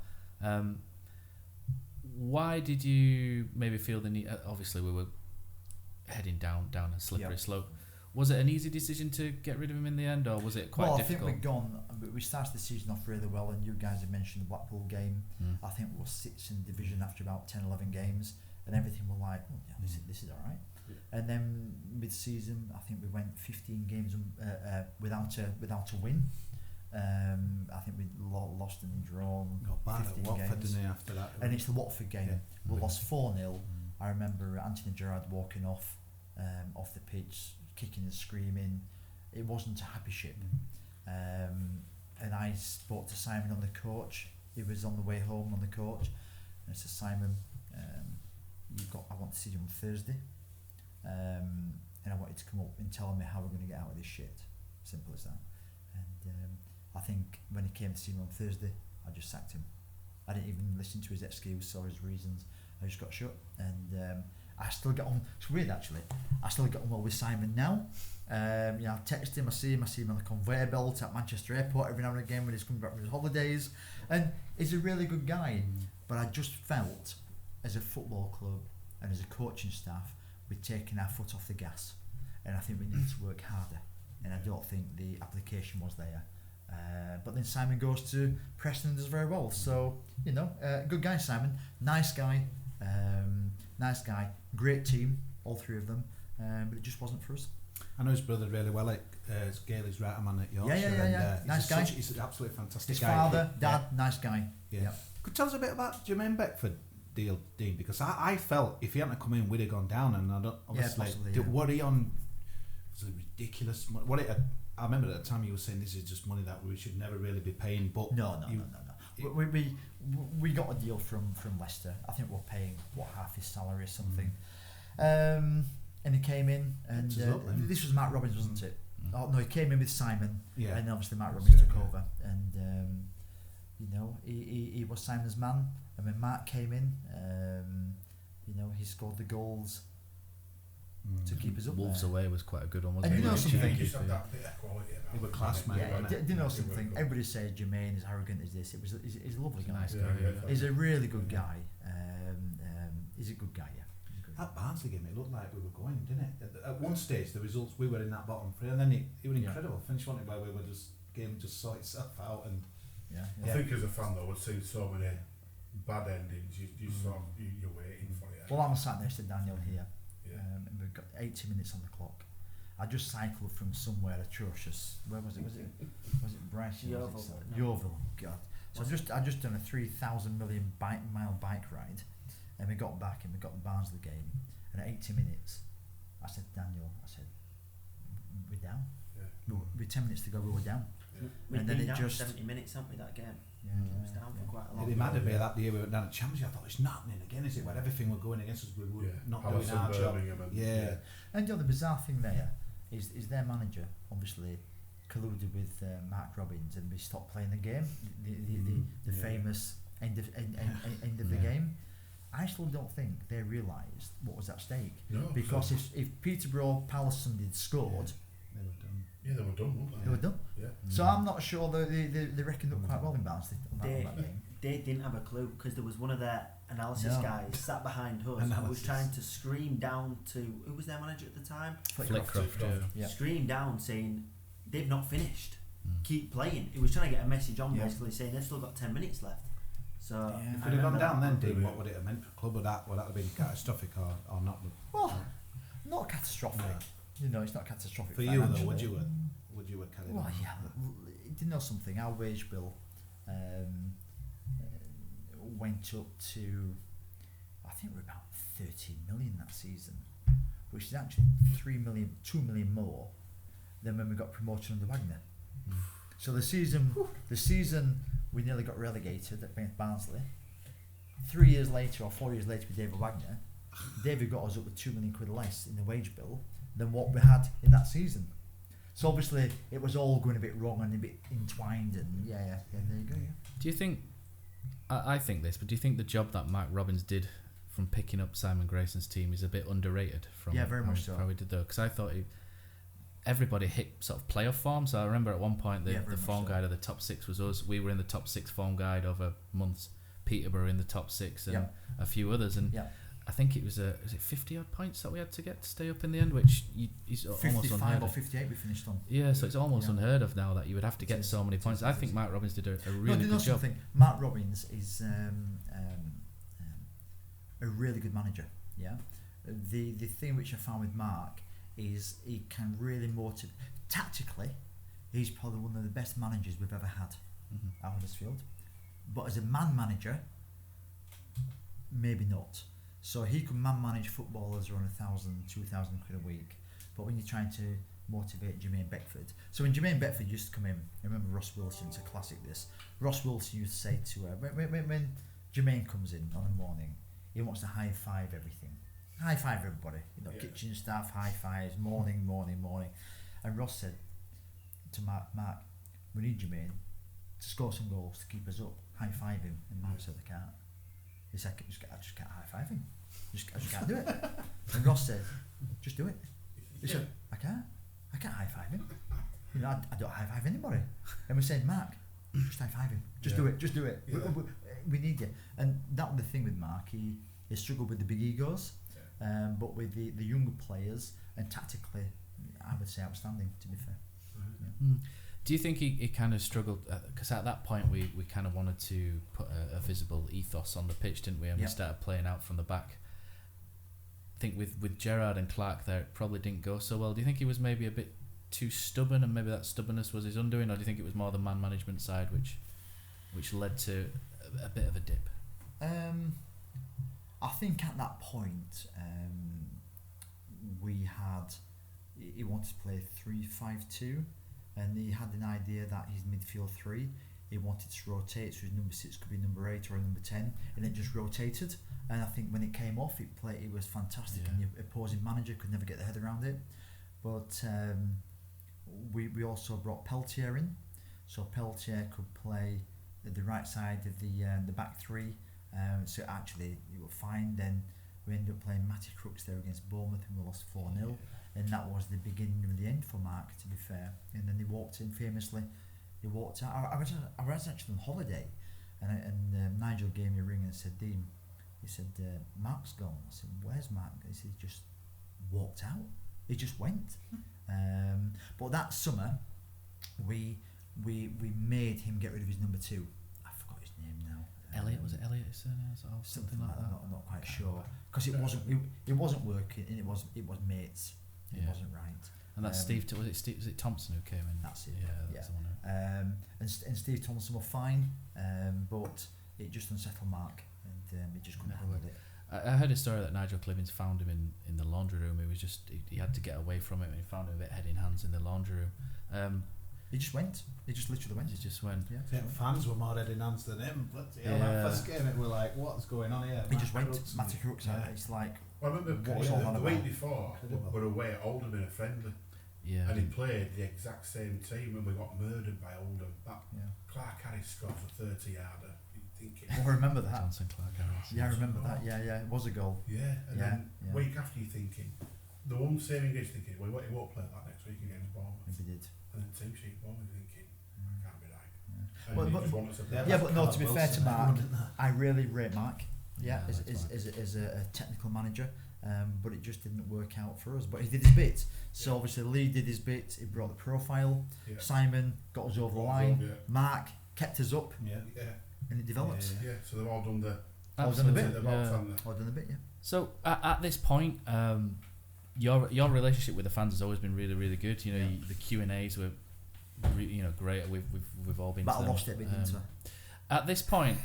Not that you lost it, but you seem to kind of go a bit quieter, and Nigel Clibbins kind of came to more the forefront, and that kind of, the fans seem to not take to that as well. They kind of liked your tub thumping, this sort of excited nature, if you like. And Nigel Clibbins is obviously a very different character, if you like. Unless he's on Twitter.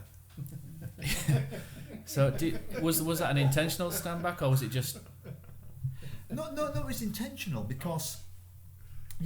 And this way you've got to strike the fine balance. Sometimes you get accused of saying too much, and I thought one or two fans, it's always the vocal minority, one or two fans saying, I'm probably being a little bit too vocal, so they decided to take more of a back seat, and then they're saying, we need you. Where are you? And look, football is all about balance, isn't it? It's trying to balance everything. So we just rebalanced it, and I came more back into the fold. So I remember at that time, going down to Chesterfield in a cup game. Mike Lillis was in charge, and I remember a radio interview with you, and I think it was Catherine Hanna. I think some Town fans have been a bit over the top on very over the top in some cases on social media. And I think there was a bit of a shock. I think there was a bit of a fit. I think Danny had copped some stick as well at some point, and I think he deserved it.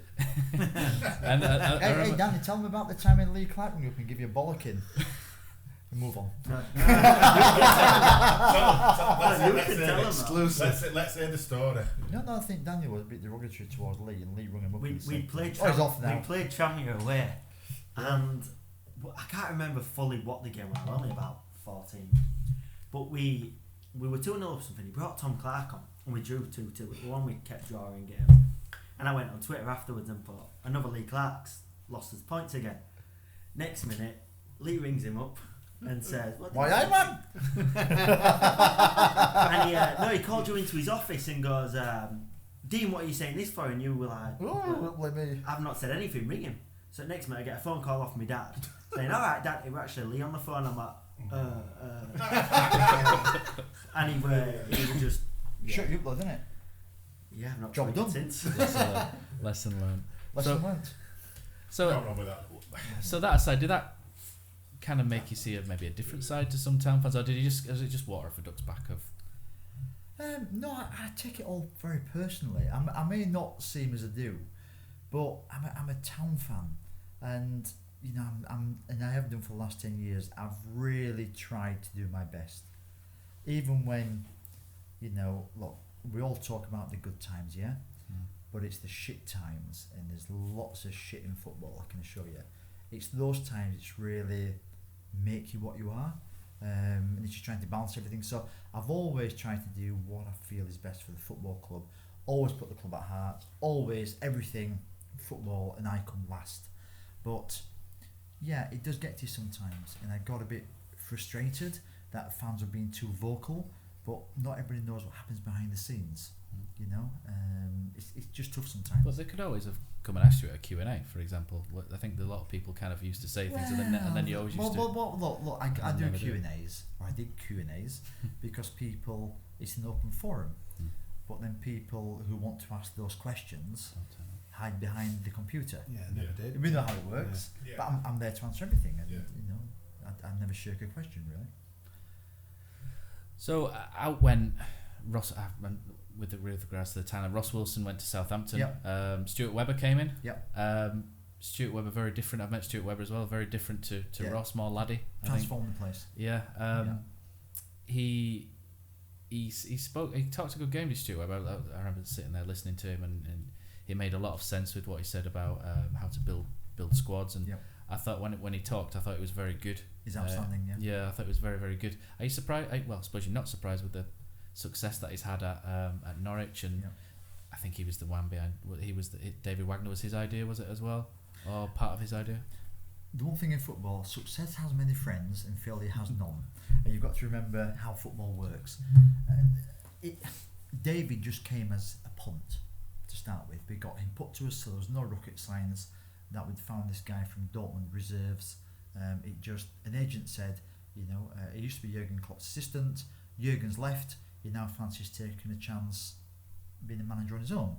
So we interviewed him, and Stuart interviewed him first, and he said, "I've got a wild card for you, a guy called Wagner.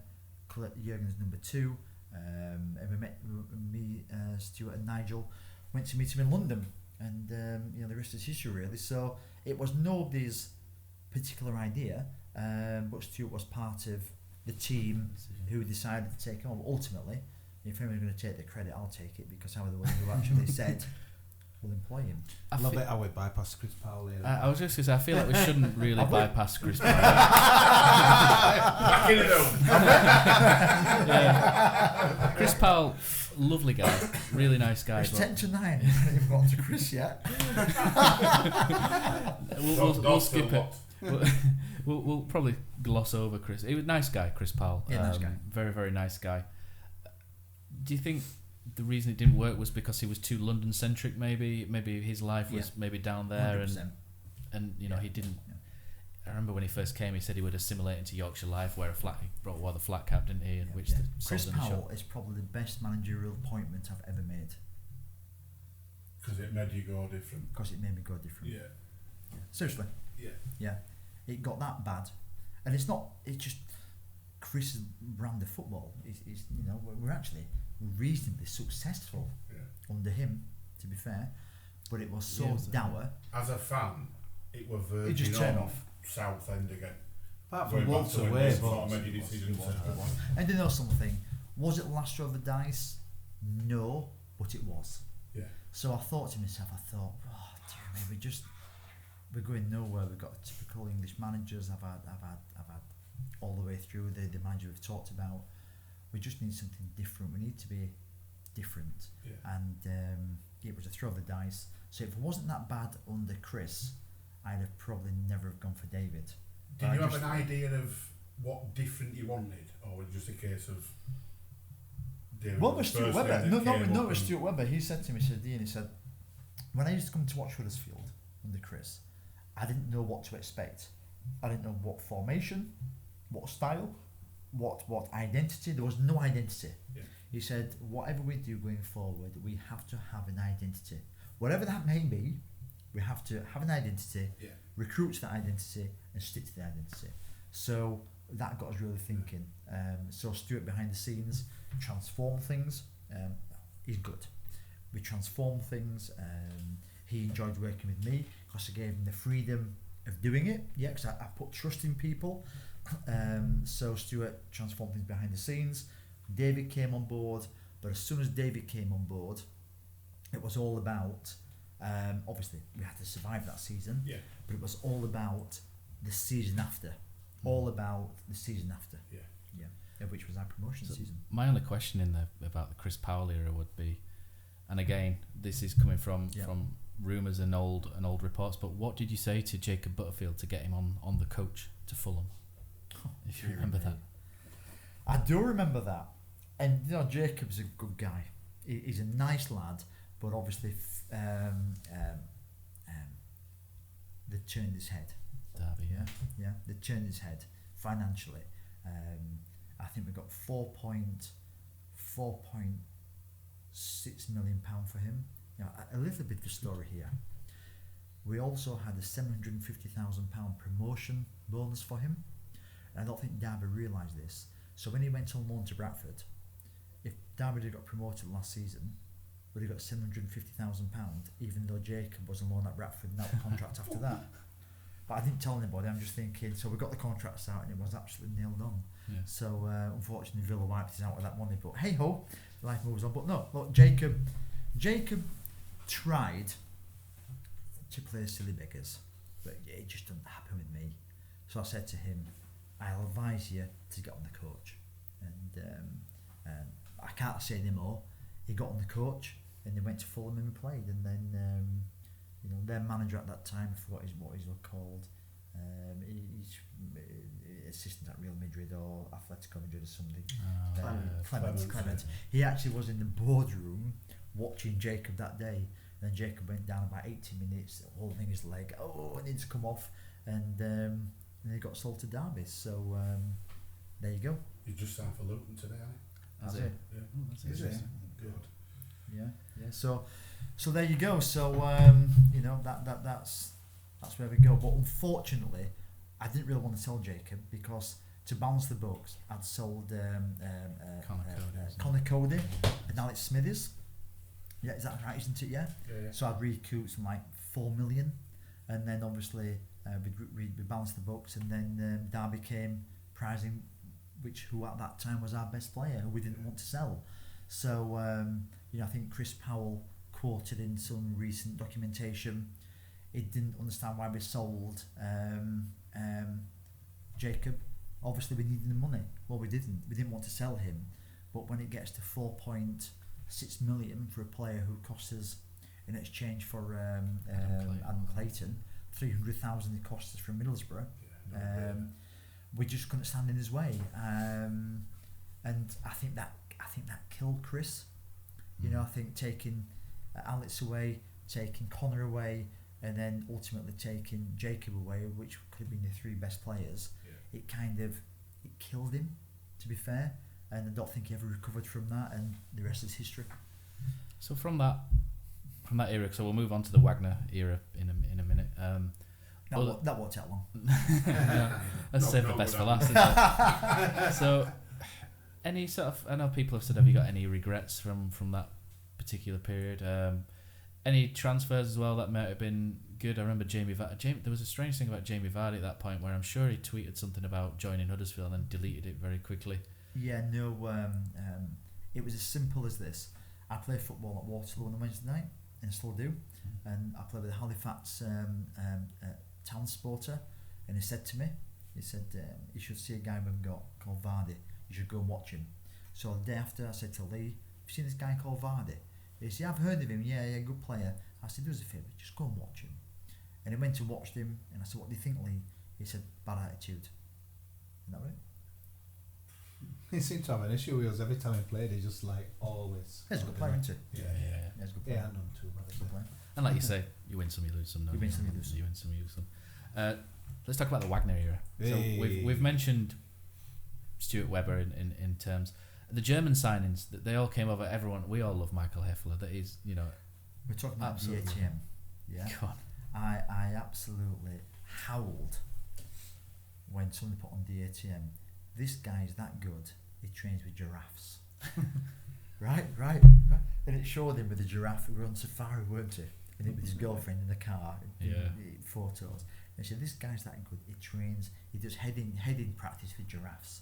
And I absolutely howled at that point. And it just, something, the stars were aligned. As simple as that. Yeah. It just all came together. And will it happen again like that? Possibly. But it was the perfect. So who was behind bringing? Were these David Wagner ideas? Were they ones that were lined up? Or Everything. Were they Obviously, a lot of the Germans. David. I don't think Stuart Webber were that keen on bringing Heffler across. David was. Obviously got Chris Lever. Mm-hmm. Yeah, Christopher Schindler. All fantastic players. And it just came together. Scouting with Stuart, with David, with me. We just all do it together. I want to wind you back season before, Dean. A couple of weeks into his reign, he came to Millbridge. I think you were there with him. Yeah. We hadn't played the game then, had they? No. Yeah. And I remember someone heckling Ishmael Miller and David Wagner. They were packed. I've never seen Millbridge packed. Yeah. And he took him to task, this guy. He says, hang on a minute, he's wearing one of our shirts, and give him a chance. Obviously, it didn't work out for him. But I just remember walking out thinking, wow, he had this guy, charisma. He had charisma. It's Didn't he, unbelievable. David? If he told everybody you a timeshare, you'd buy it. You could hear a pin drop that day. Yeah, You could hear a pin drop. And you know something? When we set him on, my mate Brookie, he texted me and he said, this could be the man. This could be the special one. And it's like we'd signed somebody who nobody ever heard of, and it's like, it could be good. And it just worked. And David is a brilliant character. Because we'd never heard of it. But bizarrely, you're all instantly excited about it because it's different. it was completely sort of left field It from was anything different. that Town For had ever done. America. He played for America as a striker. Yeah, Random it as was that. Different. A bit of a lazy footballer, I've heard. But yeah, he was all came together. But I think what I remember the It was fan brilliant. culture, because at that time obviously the South Stand and what have you, that were kind of growing. It was starting, wasn't it? Yeah, and I just remember David Wagner didn't seem a bit. We were like, wow, he's doing Q&As, he's with the fans, but because that German culture, I don't think he were taken aback like this is normal, and we were like, wow, we've got like access to this guy, and he was incredible. Well, like, when Kosi momentum. Palmer scored in that first game against Brentford, that was his first venture out touchline, wasn't it? He went off. And it won't be his last. No, it won't be his last, but who is this nutter? He went bonkers, wasn't it? Do you know Bonkers, but something? brilliant. What a guy. Oh, absolutely. What about What a Christoph guy, Bühler? What absolutely. he tells about him? He looked an man you just would not mess with. Was he a bit of a poodle behind the scenes, or he looked at? He said it was 10 o'clock. It was. Christoph, yeah, look, do you know something? It's brilliant. Sad how it came to an end, to be fair. But yeah, it's wonderful times with David. And I think the only sort of souring, I think, was probably the way. I think Stuart Webber. I think David Wagner said he left the back door. That was a bit poor. strange. And I've told Stuart this. He came to our house for coffee. A few months after he joined Norwich, and it was piss poor how it happened. Look, I think David had been tempted with a few jobs, and I think Stuart got a little bit fed up with David being touted around for this job, that job, and there was some truth in some of the rumours as well. I think we wanted stability, and I think Stuart and David didn't fall out, but I think the relationship got a little bit sour. Yeah. It wasn't poor, but it just got a little bit strained over this. David's going here, David's going to this job, that job, and you know, I've always said to David, you know, it's like you remind me of somebody who you know you chat somebody up, and you know the girl will say to you, right, David, we now go to bed. And I say, no, I'm going back to my wife. And just trying to understand. It like the flirtation. Yeah. And but ultimately, it remained loyal. Yeah. You know, and I think it frustrated Stuart. And then Stuart, you know, his background is youth football. He saw Norwich as he sorted a lot out at Huddersfield and did very well. And we're on our way. And then he saw Norwich as probably Catlin Academy. Great potential, fantastic place to live. He's got a young family, bring them up there, and off he went. I thought timing was horrendous. I think Norwich could have waited until the end of the season. I think Stuart could have waited till the end of the season. I told Delia exactly what I thought because we played him 2 or 3 weeks after. So that boardroom was a bit frosty, I can assure you. But we stuffed him 3-0, so happy days. But a bit sour. But we still speak to Stuart now, text him, good luck, not a problem, good friends with him. Because ultimately, you know, Stuart Webber is exceptional at the job he does. And he's the best kind of business, and you bump into people again, you never know when you're going to need them, do you? It's not a case of that. It's a case of I'm friends with him because he's a really good guy. He's done well for Huddersfield Town. He decided to go into pastures new, and I think he's shown his quality by what he's done with Norwich. So good luck to him. Yeah, bang on. Did you ever see the crowds jump into the levels they have? You know, we've never. I don't really want to bounce to the Premier League too early, but you know what I haven't heard for the last few years. There's not atmosphere in the stadium. We need to fill the corners in. Yeah, exactly. True, yeah. What a load of tosh. No, guys, look. If you stand up and you sing, or you sit down, which you're supposed to, and you sing, then there's not a problem, is there? Yeah. And there isn't, is there? As long as you stay off the pitch when there's a goal. Yeah. but no, it just all came together. I think the wave at the end of the game, it just worked, didn't it? People were jealous of us though. All that, I mean, that wave thing. Oh yeah, like, they all know, but they all wish it were them. Yeah, they did. Everybody. And I've been noticed when we got a Premier, Dean, that's like all of some people saying, look at them now, but we were doing that last season. But only because we were up there, people like taking the notice of us, and it was ace. It was like, we're amazing. It was fantastic, and David was a huge part of that. And you know something, all the players, it just came together. You know, Hef, what a character, what a man he was. We'll get onto it later. You know, when I was ill last year, you know, he actually came from Nottingham to St James and Leeds to see me. No agenda, just came, brought me a shirt, and unbelievably, you know, proper fella. He actually rung me today. He actually messaged me. He messaged me, did Hef, saying, "Don't tell your dad, but I want to see him to try and lift his spirit." So he didn't want you to know he was coming, did it? All the nurses passed out when he walked in. Wasn't in his dressing gown, was he? As well? Yeah, dear me. And that's just him as a person, isn't it? It was. Yeah, it's a proper man. It was a top guy. Is he going to play in Germany again, or what's his situation with his football there? Because he's gone left Nottingham, hasn't he now? He actually rung me up today. Obviously, he won't come back to us. But he rung me up today. I haven't taken his call. I'm busy, and so maybe he's saying to me I'm off somewhere, or I don't know. We definitely wish him the best. It's forever.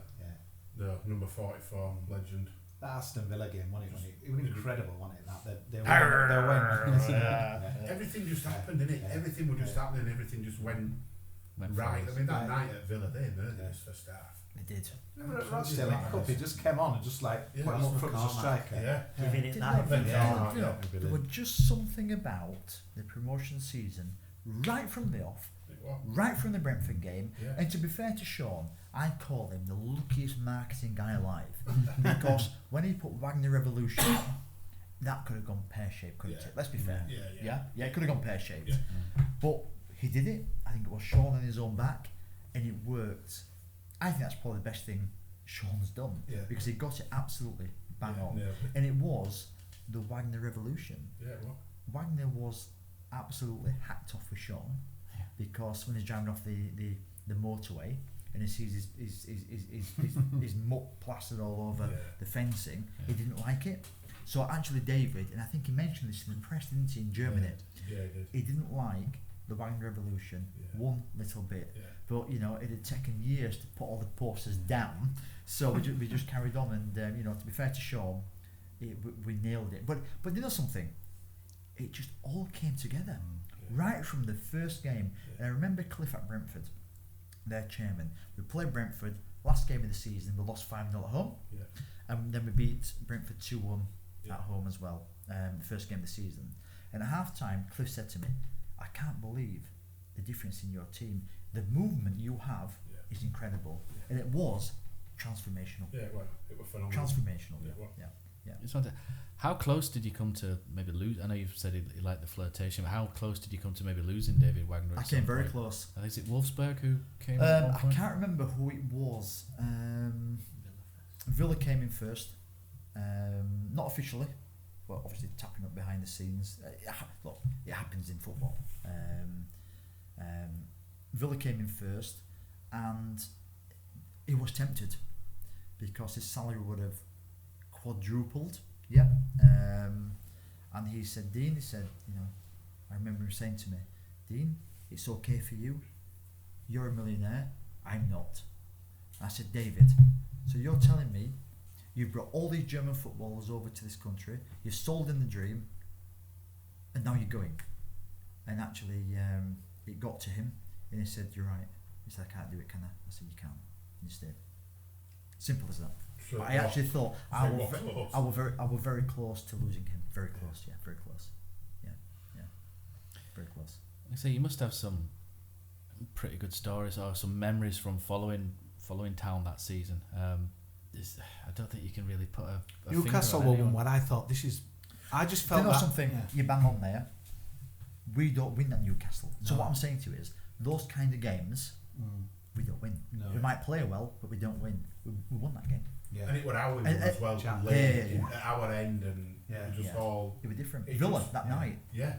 How come we all walked out of Villa after a 1-1 draw, Yeah. thinking we'd won the cup final? Yeah, we did. Because we did. we were buzzing. There were people going up the M42 with scarves. It was like, it was different. I mean, It was different, when wasn't fixtures it? came out, we had first 3 away games Yeah. were Newcastle, Villa, Leeds. You're thinking, don't get any harder than that. No. We'll come out with 7 points. And we just wow, see a bounce back, Neil, didn't we? It's happening. Yeah. We see a bounce It's back just from gonna every setback. I remember when we lost to Newcastle at home that tea time. That was a real cutting blow when Effley and Yes, it was was. it Danny Ward cocked Yeah, up yeah.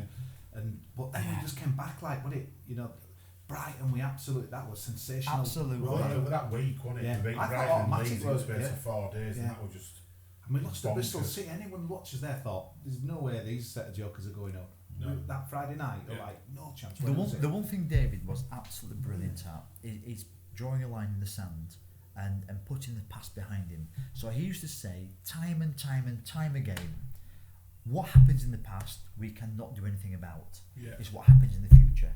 And he was fantastic at parking 5-0 battering at Fulham, 5-0 battering at or whatever it was at Bristol City, and moving forward. He was great at it. So that's why we finished on -2, isn't it? Because we won all these games by 1 goal, but when we lost, we lost. Yeah. I think the got thing basically when he beat 2 or explained 3 why he did them times. training sessions at the same time as the games, and we were like, it was like revolution for us. We were in the busy thinking, wow, this, and he was thinking, what's the big deal about it? Yeah. It's almost led us think that people were getting away with murder like under previous regimes, and this is how they should work and Yeah. operate. Yeah. Professionalism to another level, really. He was saying, when he first came, he said there's a few things I want to change. He says, training once a day is no good. We do double sessions, obviously you don't flog your players to death, but there's a double session mentality on some days. He said, why do people live in Manchester, live in Liverpool, come over the M62, maybe have a row with the wife and the girlfriend on the phone, put the boots on and play football. He said, what we'll do before every game, a home game, we'll stop over the night before and we'll get a coach in together, mobile phones off. So it's little things like that. Another thing which Professional tweaks in it. Another thing which I think was a huge thing with David and something new again, and obviously I had to finance this. He took all the players, all the coaching staff, and all their families, coaching staff, players' families, everybody, to Marbella for a week. Yep. And he said the reason we're doing it is because all players have to feel responsible for other people's families. So if you make a mistake, it's not just your mistake. You're letting down all these people, the wives, the children, everybody. Well, it's a collective responsibility. Sorry? No, it was October. Right, okay. Yeah, it was October. So, and I think we did it a few, and also on the semi-final after Sheffield Wednesday, they went again. All the families, and it was just togetherness. Yeah. And you know something, it really, I didn't go, but it really worked, and it brought everybody together. And I would say that has probably been the best investment we've made at the football club. Yeah. What was the Leeds at home thing, Dean? Did that spill over in the boardroom, or was it kind of frosty after, obviously when Wagner went in and it kicked off, or did it calm down pretty much? Oh no, we all shake hands after the game. What humility, respect. Oh, there we go. Yeah. I'm afraid when he tried to dump Birmingham and go to Villa, it backfired his humility and respect a few weeks ago. But hey ho, should have said that, don't I? It's like I said though, perfect storm. Effie Scott winning at home at Leeds, and last minute after a big brawl, live on national television, you just can't make that up. A heffing dream, eh? Yeah. You couldn't make it up, but it was just. When Sean's like that, brilliant. I can see why he would think that though, Neil. Like because he puts pressure on him, doesn't it? It's almost like so. I haven't really thought about it till now. It was brilliant. It was fair enough. Yeah.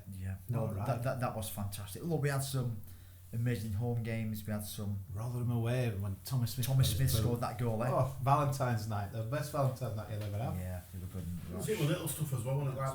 When Fulham battered us near end of season. Oh, Scott Malone. He sat there and it were awful, but it knackered it for Leeds. So I'm not sure that bad that day. Well, I always remember that Fulham game. After the game, I went into the manager's office after the game, which I normally do, and their manager was there, and the assistant was there, and David was there, and Christoph was there. I remember their assistant. They're obviously a little bit cock a hoop because they just stuffed us 5-0, and obviously it boded well for them. Thank goodness we did avoid them in the playoffs. And I remember the assistant manager saying something to me, a little bit of a comment, and I said to him, well, there's one thing for sure, we've learned more about you today than you've learnt about us. And we had. And, because let's be fair, they learned nothing about us that day, but we learnt a hell of a lot about them. So luckily Reading got them in the semis and didn't them, because they were exceptional. To listen to them, they were exceptional. They were better than us. Yeah. Tactically, everything. But it was nailed on to listen to anybody talking about it with a full Wednesday final. Yeah. Town and Reading might as well just packed it in there. Yeah, that's what people wanted, didn't they? Yeah. So hey. So we've seen the videos and the pictures of you in the playoffs. It looks like the world's on your shoulders. It was obviously so much at stake. Financially for the club, the future of the club, the first ever Championship playoff campaign for us. What are your memories throughout the playoffs? And Sheffield Wednesday was a brilliant day. I think all three of us were there, and you were on the pitch at the end where you're doing the wave after. And there's a great picture with David Wagner. What about when you launched the suite at that fan? Sheffield Wednesday away playoffs. We can talk about I think he's dug you in there. Sounds like a good story, Dean. I hope it's a proper suite, stick of rock or something, not just he won't have told you this, so it should have been a stick of rock. It should have just been a rock. I offered him a sweet, but when I passed it to him, it kind of went a bit faster. Did it go out of place? It was actually. It missed his mouth. They'd moved us this game, so the guys that usually give us stick was right down the other end of the road trying to give us stick and couldn't. But then there was these younger people, and there was this kid straight away, and he were on it, wasn't he? Yeah, he would have scruffed, to be fair. And he turned around straight away and he gave you some stick over something. So he'd got this idea in his head that I'm going to offer him sweets. No, I offered at Sheffield Wednesday. There's a sweet jar. Yeah, and you can take your sweets out. No, to eat and pass around. He tries taking the high road and said, "I'll offer him sweets and be civil because there's too much round on the game." He didn't. He chucked one at one of them. Next minute, guy turns around going, "Why are you chucking sweets at me?" We're only 20 minutes into the game. No. I had to explain to him. I wasn't chucking. I was passing. I'm just not a good passer. While he's I was sure they got there. while he's sinking into his chair, he's It was- thinking, actually, I've got this one wrong. It was actually a missed pass.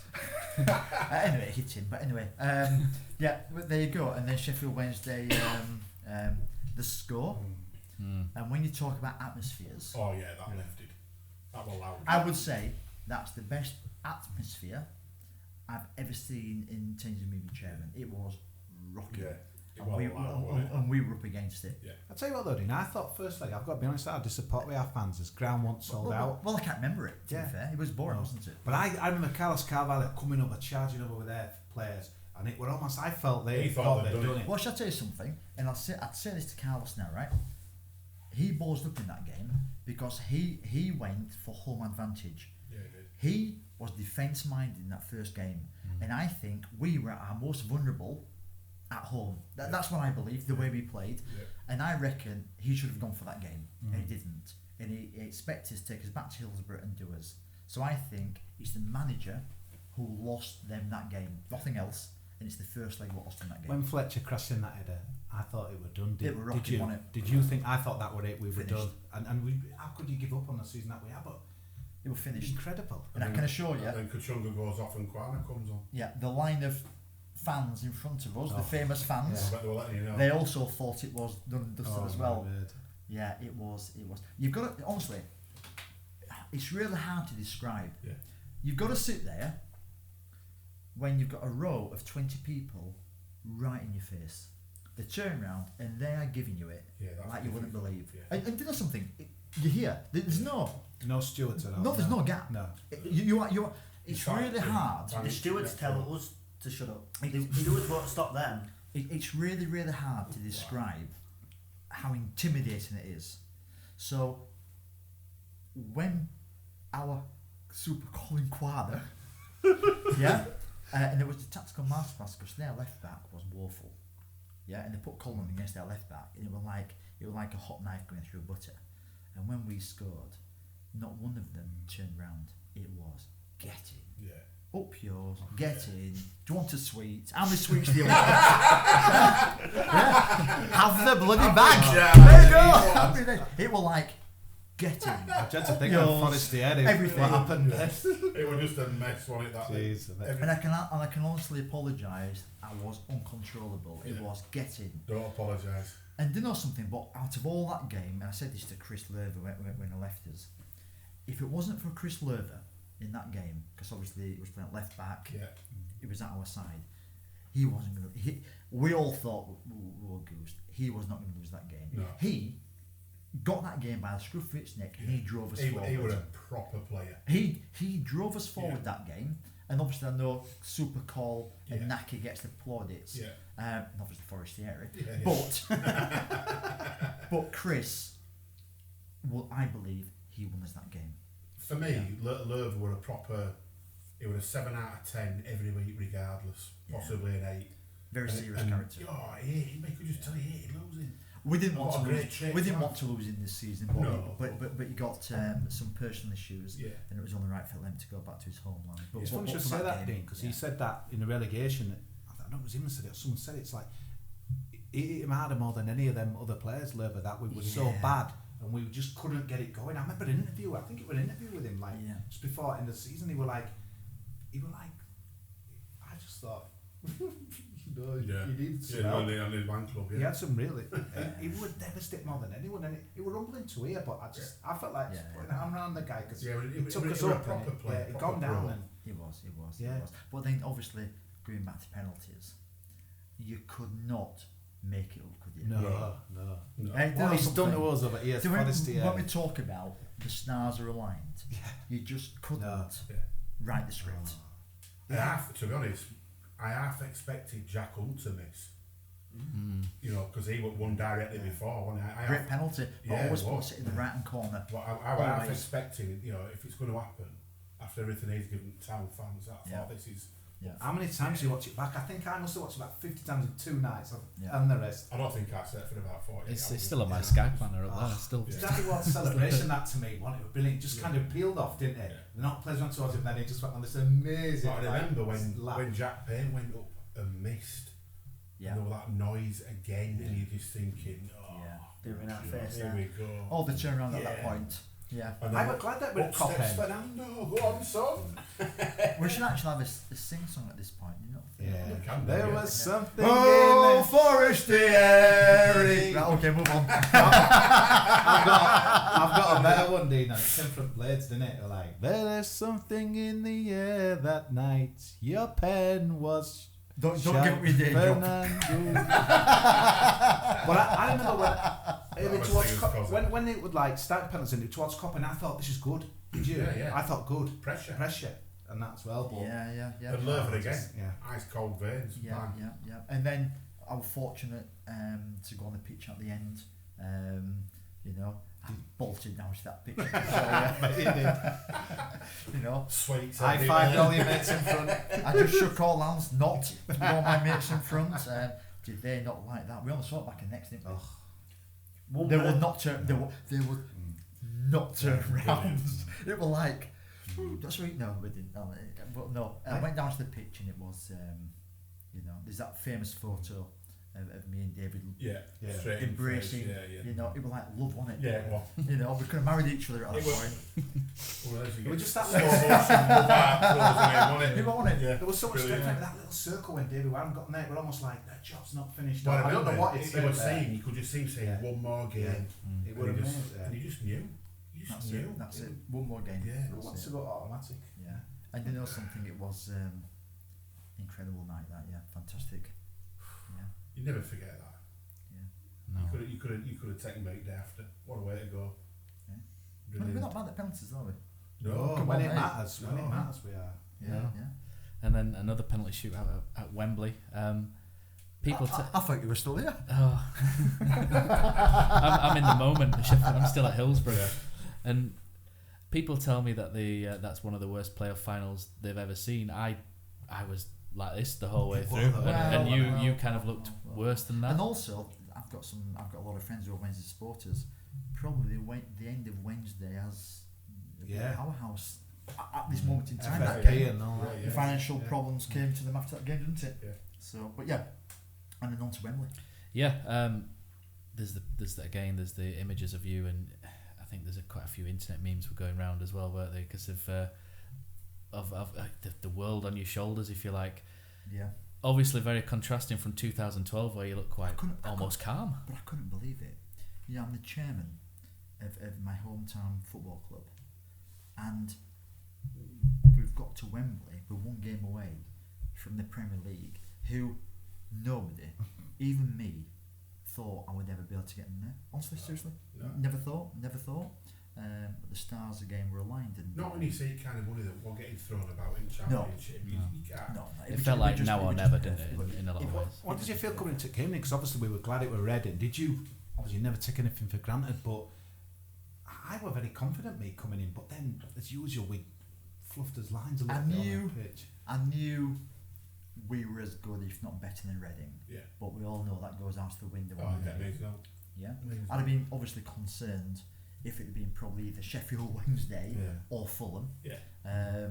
But you know, it was a pretty dour game. Yeah. So much at stake, and it was just ultimate pressure, and you could feel it, couldn't you? It just. I got invited by the chairman of Bradford to go and watch their playoff game the week before. Daniel went with me. Edin invited me down, and I remember walking out of the tunnel. It's not a tunnel. The roll box into the roll box, and like I walked out and I thought, shit, this will be us next week. Yeah. And that really hit me.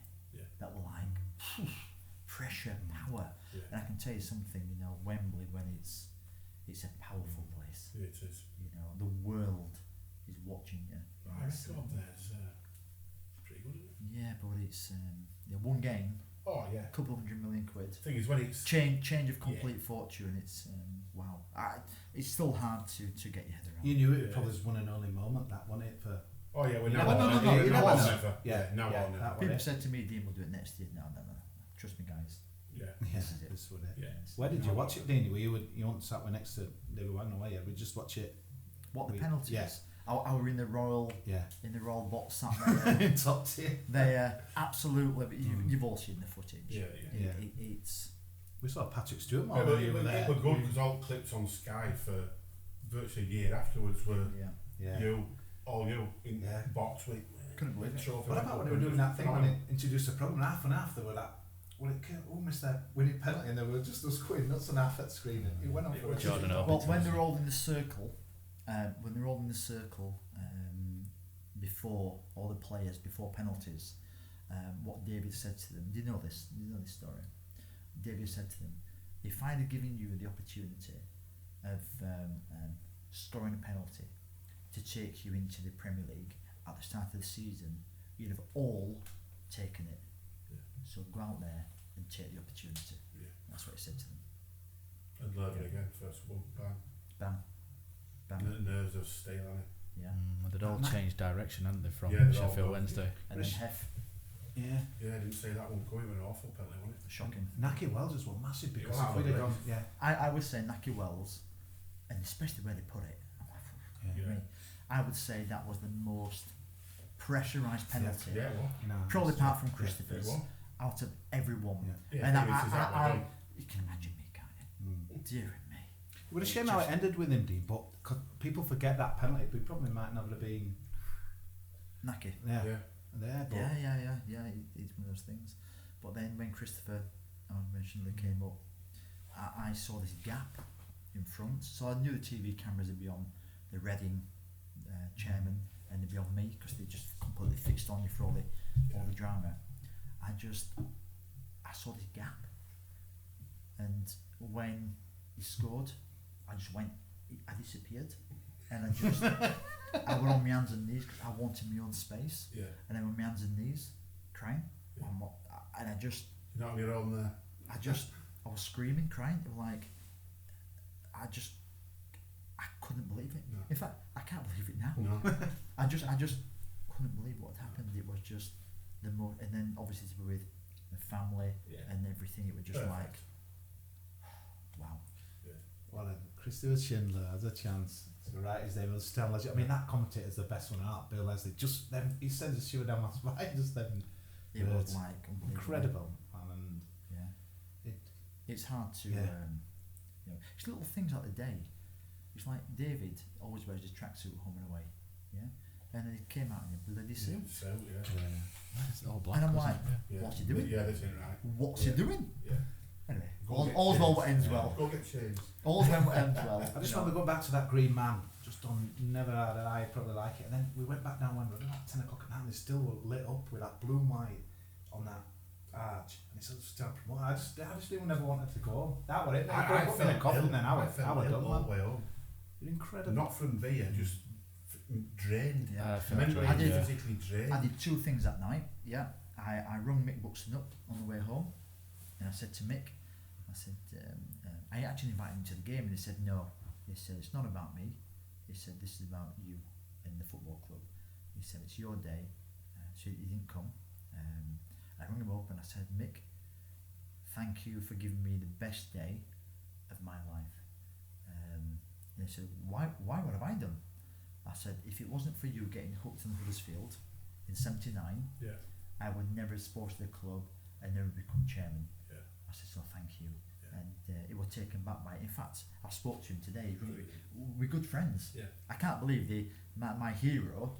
He just rings me up, and he rings me up and I ring him up 2 or 3 times a month, and we just talk. It's bonkers, So I know where he's going. He's come back from Llandudno, and he's going to Tenerife in September. So we really got on well, He's a really good guy. And then he had some steel about him. Yeah. And then the other thing I did. And I did this in 2012. I got the Players' Trophy on my way home, and because we all went up to see the court, we knew how to party, see the court. Went up to see the court, and on my way home with the taxi driver, I always remember I said to him, I want to go to Harry Wilson's statue in the square, and I took the trophy, put it on there, took a photo. Wow. So little things like that. Brilliant. I'll never forget Scott Bradley coming streaming across the no. square. Absolutely hammered. Well, there's the shock. Everyone That's an absolute diamond. The only man ever gone down Northampton in a trolley since that I remember. You were hammered. You were hammered. So that was it. So it was like, wow, transformation. You know, everything, the whole world lit up, and we're on our way to the Premier League. I just remember that video that we did when Warnock went up, and I remember it just had a little about 10 seconds that showed coming back into the town centre after we got promoted against Bristol Rovers, and I just thought, well, I'd love to have that back, and we had to wait 20 a long years, time. but we had it, and boy, that I'll never forget when the trophy came back. The driving rain, the open top bus coming up. It was hammering, wasn't it?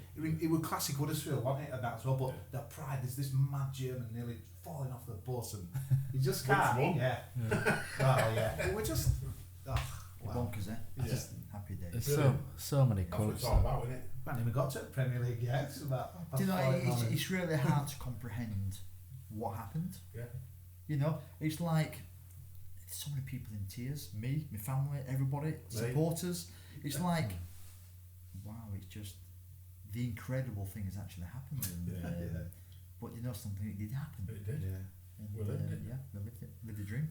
And how good were the celebrations the next day back in the square, St George's Square, and Do you know David something? Wagner streaming on, singing? I thought it was really, amazing. really special.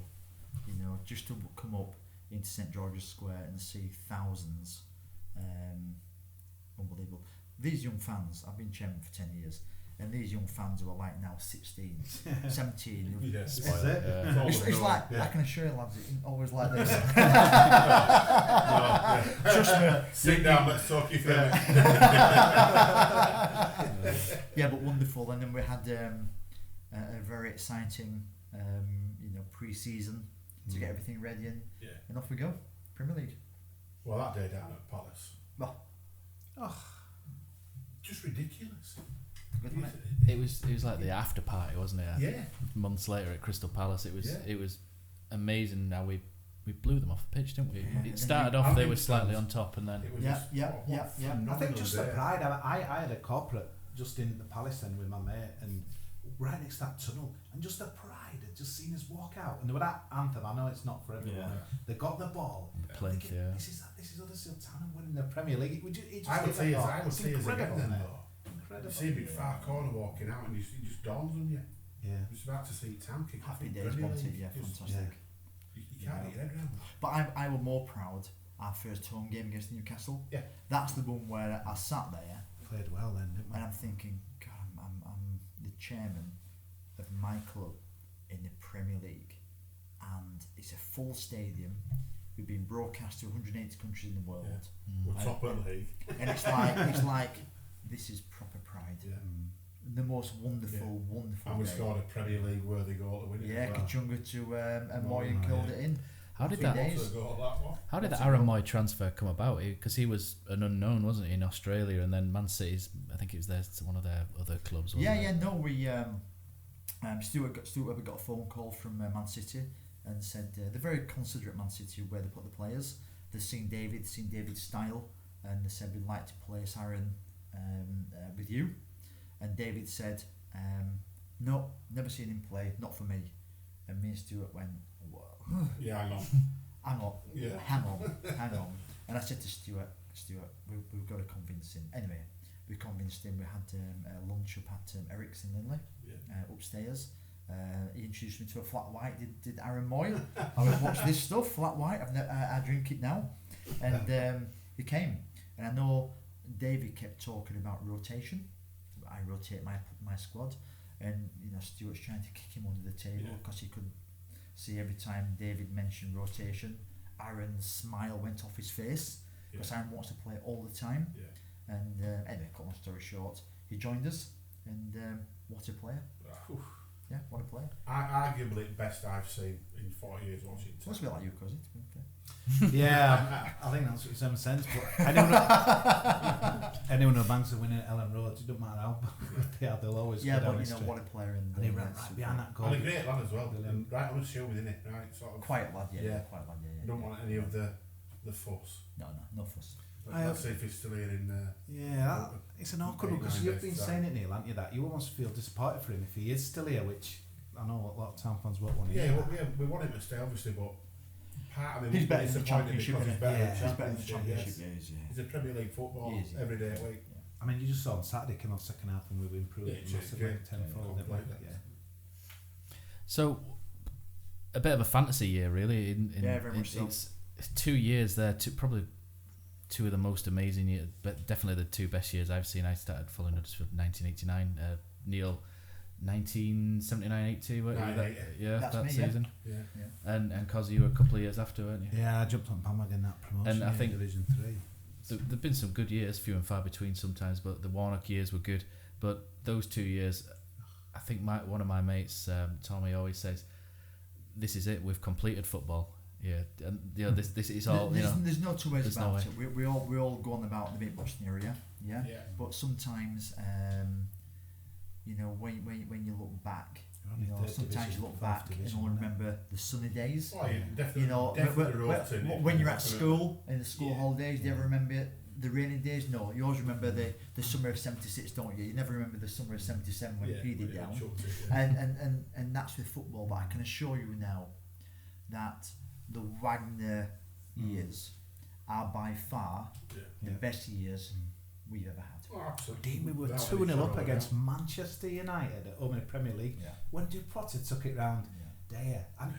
Time stopped, didn't it? You know something? I'm probably being very controversial now, but even forget the 20s. We used to play with football laces in boots then. It's different ball game. Remember, it was an even game. With cash. There's so much disparity in football now. For us to do that first, to get up on a shoestring, and then to survive our first season against all the odds, it just doesn't get any better. Well, he were good after that game, though, wasn't he? I know you think he used it a bit as a psychological thing, trying to get a reaction from them, but he just said, didn't he? That's 2-1. Wow, what a night in Huddersfield that would have. The gas club there. Which night was that? United. Incredible. There were discos going on. I'll tell you a story about that one. So obviously, after the game, poured down. Before I went into the boardroom, of which Man United directors were already in the boardroom, as I'm walking in, it's the first time ever I've had to pause outside of the boardroom and think to myself, what do I say?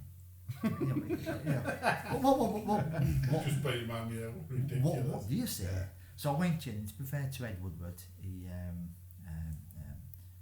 he was very magnanimous in defeat, blame the weather, and but no, it was very magnanimous, and he said, you deserve to win, and your fans are outstanding. He said, I've never heard anything like it for a lot of years. He said, credit to you. So I thought they were fantastic. And then when they left, you could hear the door shut, and we all went, yes! And it was like, I'll never forget that. Yes! It was the most. It was the wonderful day. And I've got I have a picture at home, and I've got two. I bought every paper the day after, but I got the Sunday Times, and it said Field of Dreams and the Poitras scoring, and then probably about 8 years before, it said, a picture of me and Ken, it said Town sold, and it had gone from Andy Ritchie to beating Man U. And I thought, proud of it. Absolutely. Yeah, proud of it. Most of December we were great. We should be proud of everything. There's nothing there that you can't be proud of. No, nothing. That Watford away just before Christmas, how good was that? That was just stunning, mate. We were just destroying teams. It was just every week. And to be honest, scorelines almost paled in significance because you were there witnessing Town week on week in Premier League, which is... And people didn't like it, Dean. I thought we'd be everyone's second favourite club, and I didn't feel that we were. There seemed to be a big snobbery in the Premier League. I don't know if you found it, but... No, to be fair, maybe with the directors, directors we were made to feel most welcome. Most welcome. It was fantastic. But then if you forward it to the end of the season, the Chelsea game, Janet was on the bike ride pick up the pound, so she was in Belgium. I were actually catching Eurostar the morning after to go and get my bike and cycle, which Janet keeps reminding me only half the journey, but hey ho. And Danny's got a video, and you might have seen it on Twitter, where I am just there, and I remember watching the clock. 5 minutes of injury time went up, and it was worth 100 million quid to us to stay up. So I thought, this is 20 million quid a minute. This, yeah. So when it got down to 2 minutes, it's 50 million. It's 50 million quid a minute, and then it gets down to 1 minute. This is 100 quid this minute. And when he blew the whistle, it was just we embraced ourselves. Well, I remember it was the most magical Against time. Our Lads, another film, wasn't it? And I remember being in that end that night, and when Scott Malone went through, and he clattered into the back, and we got that free kick. That's it. Wade just said, "That's done." You're looking at it, it's done. We've done it. I've done it. I could cry now. Oh yes. It's just. What do you think of that Man City thing? Could I take you back a week before where I didn't go, but I remember we were at the stag do, and I thought, hang on a minute, Scott Malone's clean through here at Man City, and we can. Is this really happening? That on its own sounds ridiculous, doesn't it?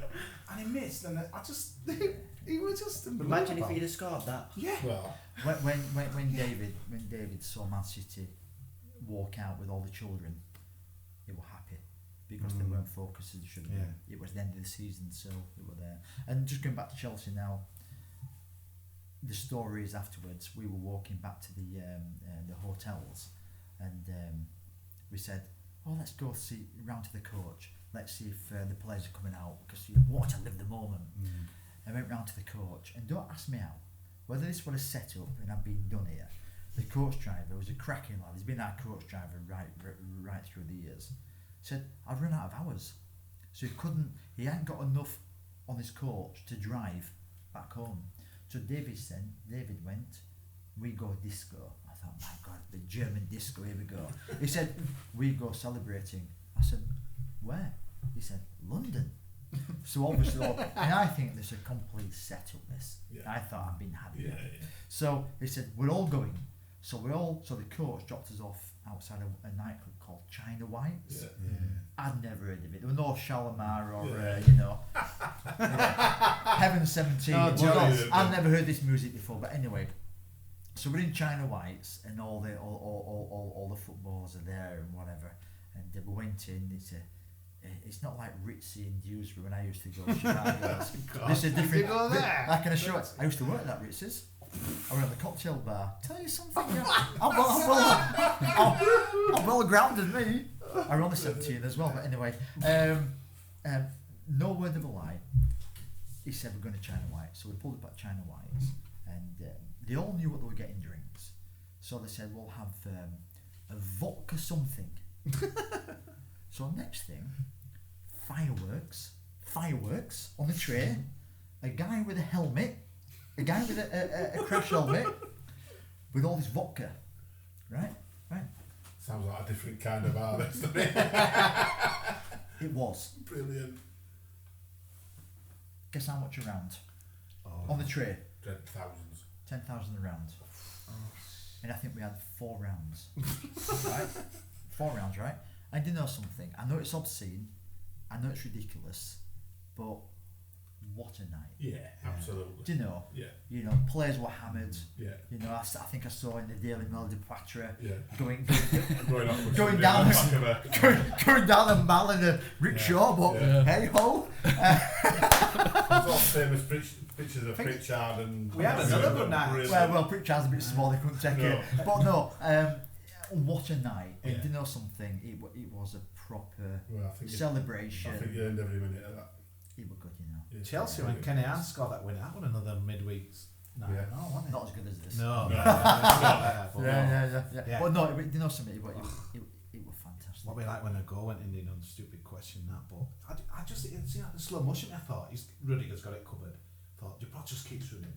Well, hang on a minute, he's going to get there before him. Well, hang on a minute, it's going in. It's like every time Chelsea attack, you think they're going to score, don't you? Yeah. They are that Hazard good. were on bench, Hazard's So like, what were they doing there? Thank God for us, but I don't know. yeah. But happy days. Yeah. You know, a bit like when Darren McAnthony saw John Rose on the bench and we saw Coutinho. Yeah. Is it Coutinho? The We keeper. said same and Hazard getting. Giroud and Hazard both on the bench. And Yeah. I went with Far and Yeah. Ben was like, actually got a chance here. Yeah. Wonderful. You know, Wonderful. mad. Wonderful times and off on our summer holidays. Obviously we got the last game of the season against Arsenal, which was another wonderful occasion with Arsene leaving and that was superb. It was nice to have that with no pressure on it. I've got the only 2 programmes with David and Arsene signed. Brilliant. We should just end it there then, but Listen, I'm going away tonight. Mrs. Hoyle is I think she texting you saying where she are you? was Mrs. All, not anymore. So Last season. the last 12 months. So How long have we been? we've That's been nearly 3 hours. 2.5 That's hours. 20 minutes, man. So David Moss came in and Yeah, it didn't work. went quickly. I ain't got time to talk about that. Move on. Time's running out. And then Olaf Rebbe came in. Was he maybe? Yeah, I still haven't got time. Let's move on. What's next? Wolves at home and the Wolves away. What about that? We're good. Yeah, there we go. Happy days. Do you think maybe Olaf was it was unfairly painted as a fall guy? Do you think by some people? Yes, he was. Yeah. Yeah, absolutely. You You get, know I think something? He just didn't. Great guy, just didn't work out. I thought we had a stronger squad going into last season than season before, but We had. I wonder why. Well, it's just football. But there's no isn't it? point signing 50 wingers if you're not going to play them, is there? No. No. and that's the question. Who's signed? How did these wingers sort of come about? Do you know what was the transfer? What was the sort of procedure for doing this? Would it be a case of the recruitment department and say here are a list of wingers to pick from, and then he would pick from? This always I imagined he it. watches them, scouts them on video and all that. It's what happens now in football, and you've got all your reports. And David has the final choice. He chose them, and that's it. As simple as that. So the may He still has the come final good. That's choice. what we're So hoping, for aren't we? obviously for these wingers not to play a part, and we signed wingers because we thought after the first season in the Premier League, what we're short of is new speed on the wings. Especially if you're playing a counter pressing game, and then obviously it's very disappointing for everybody to play a risk averse game, play a 3-5-2 with no wingers, and it's like, so all our talent, what we'd signed millions of pounds worth, we're not taking but we're not playing a part. So Did you ever ask him why he did that, or? Yeah. But obviously that will stay cancelled. Fair enough. Fair enough. So, obviously, Rajiv van der Parra was another one who seemed to disappear as well. Was that a case of he went to seek game time because we weren't playing with wingers? So he was a big player, wasn't he, in the sort of David first 2 wasn't years? having him. Simple as that. So he said better if he goes out on loan. Fair enough. And one thing that made an appearance in that last 12 months was your favourite thing, Kosi, was the terrier badge on the shirt. Was that? Do you think that was a success? I know it was 50-50 across the board, wasn't it? Whether what I was saying to Sean Jarvis, one of my favourite badges is the Wolves one because it's just so basic. It just gets, from a design point of view, it's really good. Do you think that was maybe what we were going for a little bit with the terrier, or are you happy with it? I think the dog, the new terrier, is fantastic. To be fair, I think it's modern, and I think it's what we're about. It's unique. We probably should have integrated it into the badge like we have done this season, but it all goes back to last time we got relegated from the top division. We had a red terrier on us, and this season, so I doubt we'll ever have a lonely dog with no mates on its front ever again. To be fair, It's fair enough. I thought because he might have weighed in there, but he's No, Sean explained it to us, didn't he, when he Yeah, did it and that as well. And Yeah. we're not always going to agree on to know stuff. That's something football, isn't it? in football, we get people saying it's our club, not just yours. You should be asking fans and doing this. But if we ask fans for everything, we'll never get it done. Sean had a good Some- answer for that, to be fair. Yeah. Sean said he got fans in charge. and also It's split. Yeah. And it's right, isn't it? Yeah, and we do things, You know. what's for the best interest of the club. I think Yeah. what we've done now with the badge, I think the way we've incorporated it in the Stars, stars, I like and the it a bit reason in why a we way, put the stars into the badge is because when you see it, or you should see it on TV, on football, Channel 5, whatever, it means our badge is bigger. Yeah. It means our badge is bigger. Yeah, we had a bit of a gripe with that, didn't we? I've never liked the small lost badge. in shield, wasn't it? Never liked it. I'll tell you what I like about it now, and it's only my personal view, is that I just think 3 stars, what are them about? Oh, we won league in 2023. It's important. Because we've created a own history in last year, tucked away. I just think it's like, we've done more, a little bit more than that. Obviously, they won it, but it's like, to me, that they overshadowed what we're about now. I think it just looks nice in the, I know it's not the reason for doing it, but it's opinion in it, but yeah. So the last 12 months, I think probably the sad, all good things come to an end, they say, don't they? And David Wagner leaving was left all those 3 absolutely gutted, didn't it? Yeah. Was it a case of he was always really going to leave at the end of the season, and whose decision was it to sort of that he went early and you got Jan in? What a tough year it was. As I sit here now, I did a photo book of Wembley of his promotion, and I find it hard to open the book now, because who would have thought that 2 years after the stars were aligned, I'm not there, David's not there, it's just not, it's all changed. So I find it personally very hard what's happened. It was a tough year last season on more than one front. I had my illness, which was bad, and David struggled, and I think also David, they told me this, he struggled without me, because he felt total responsibility for everything, where we used to share responsibility, if that makes sense. But I was spaced out, I was gone, so it was completely down to him, and he struggled, and obviously it got bad on the field. He came to see me in hospital 4 or 5 times then. He came to see me. You're coming weekly at one point. Yeah, he came to see me in hospital, and he wanted to tell me that he decided that whether we stayed up or got relegated at the end of the season, he was going to leave. I just felt the pressure got to him, and it is a pressurised environment, is the Premier League, and obviously when it came to Christmas, even though we're on bloody morphine, I decided that we needed to make the change. And if I'm honest with you, I had one eye on Championship. In fact, to be fair, I knew we were knackered. The dressing room wasn't a brilliant place. It hadn't been sorted. Did David lose the dressing room? I don't think he lost it between players and him. I just think the dressing room wasn't as good as it had been in the past. I wasn't around to help sort it. David probably didn't realise how bad it was, and it just didn't happen. So David decided to run his way. So when I made the change, I really had all eyes and all focus on Championship. I'd probably resign myself at Christmas. We weren't going to stay up because it was so. Do you know something? You have to be honest with yourself sometimes. And I always hoped and believed, but it was never going to happen. We weren't doing that Christmas, to be fair. The thing was though, Dean, what people you forget before Christmas, there were a lot of, we were so near and we were unlucky with a lot of decisions. When we beat Wolves, we were 14th, even though we'd hardly won any games. So, but you knew coming into that December when we had them games on paper, and it kind of broke our hearts, didn't it? Because we just, the Southampton one, I just thought that was like a real one. Newcastle. That couple of days before Christmas, and that was sort of beat as easy. And you know something also, when we started the season, I think the season we stayed up and retained our Premier League status, I think it took so much out of everybody. It was an emotional roller coaster. I think David probably had a few more weeks holiday than what we'd normally have, just to recuperate. And I think everybody was so relieved, we're out to get going again. We just didn't get going again. Even down to the warning bell should have been Aki Stanley in pre-season when we got hammered 3-0 or whatever. And it's like, there's something wrong here.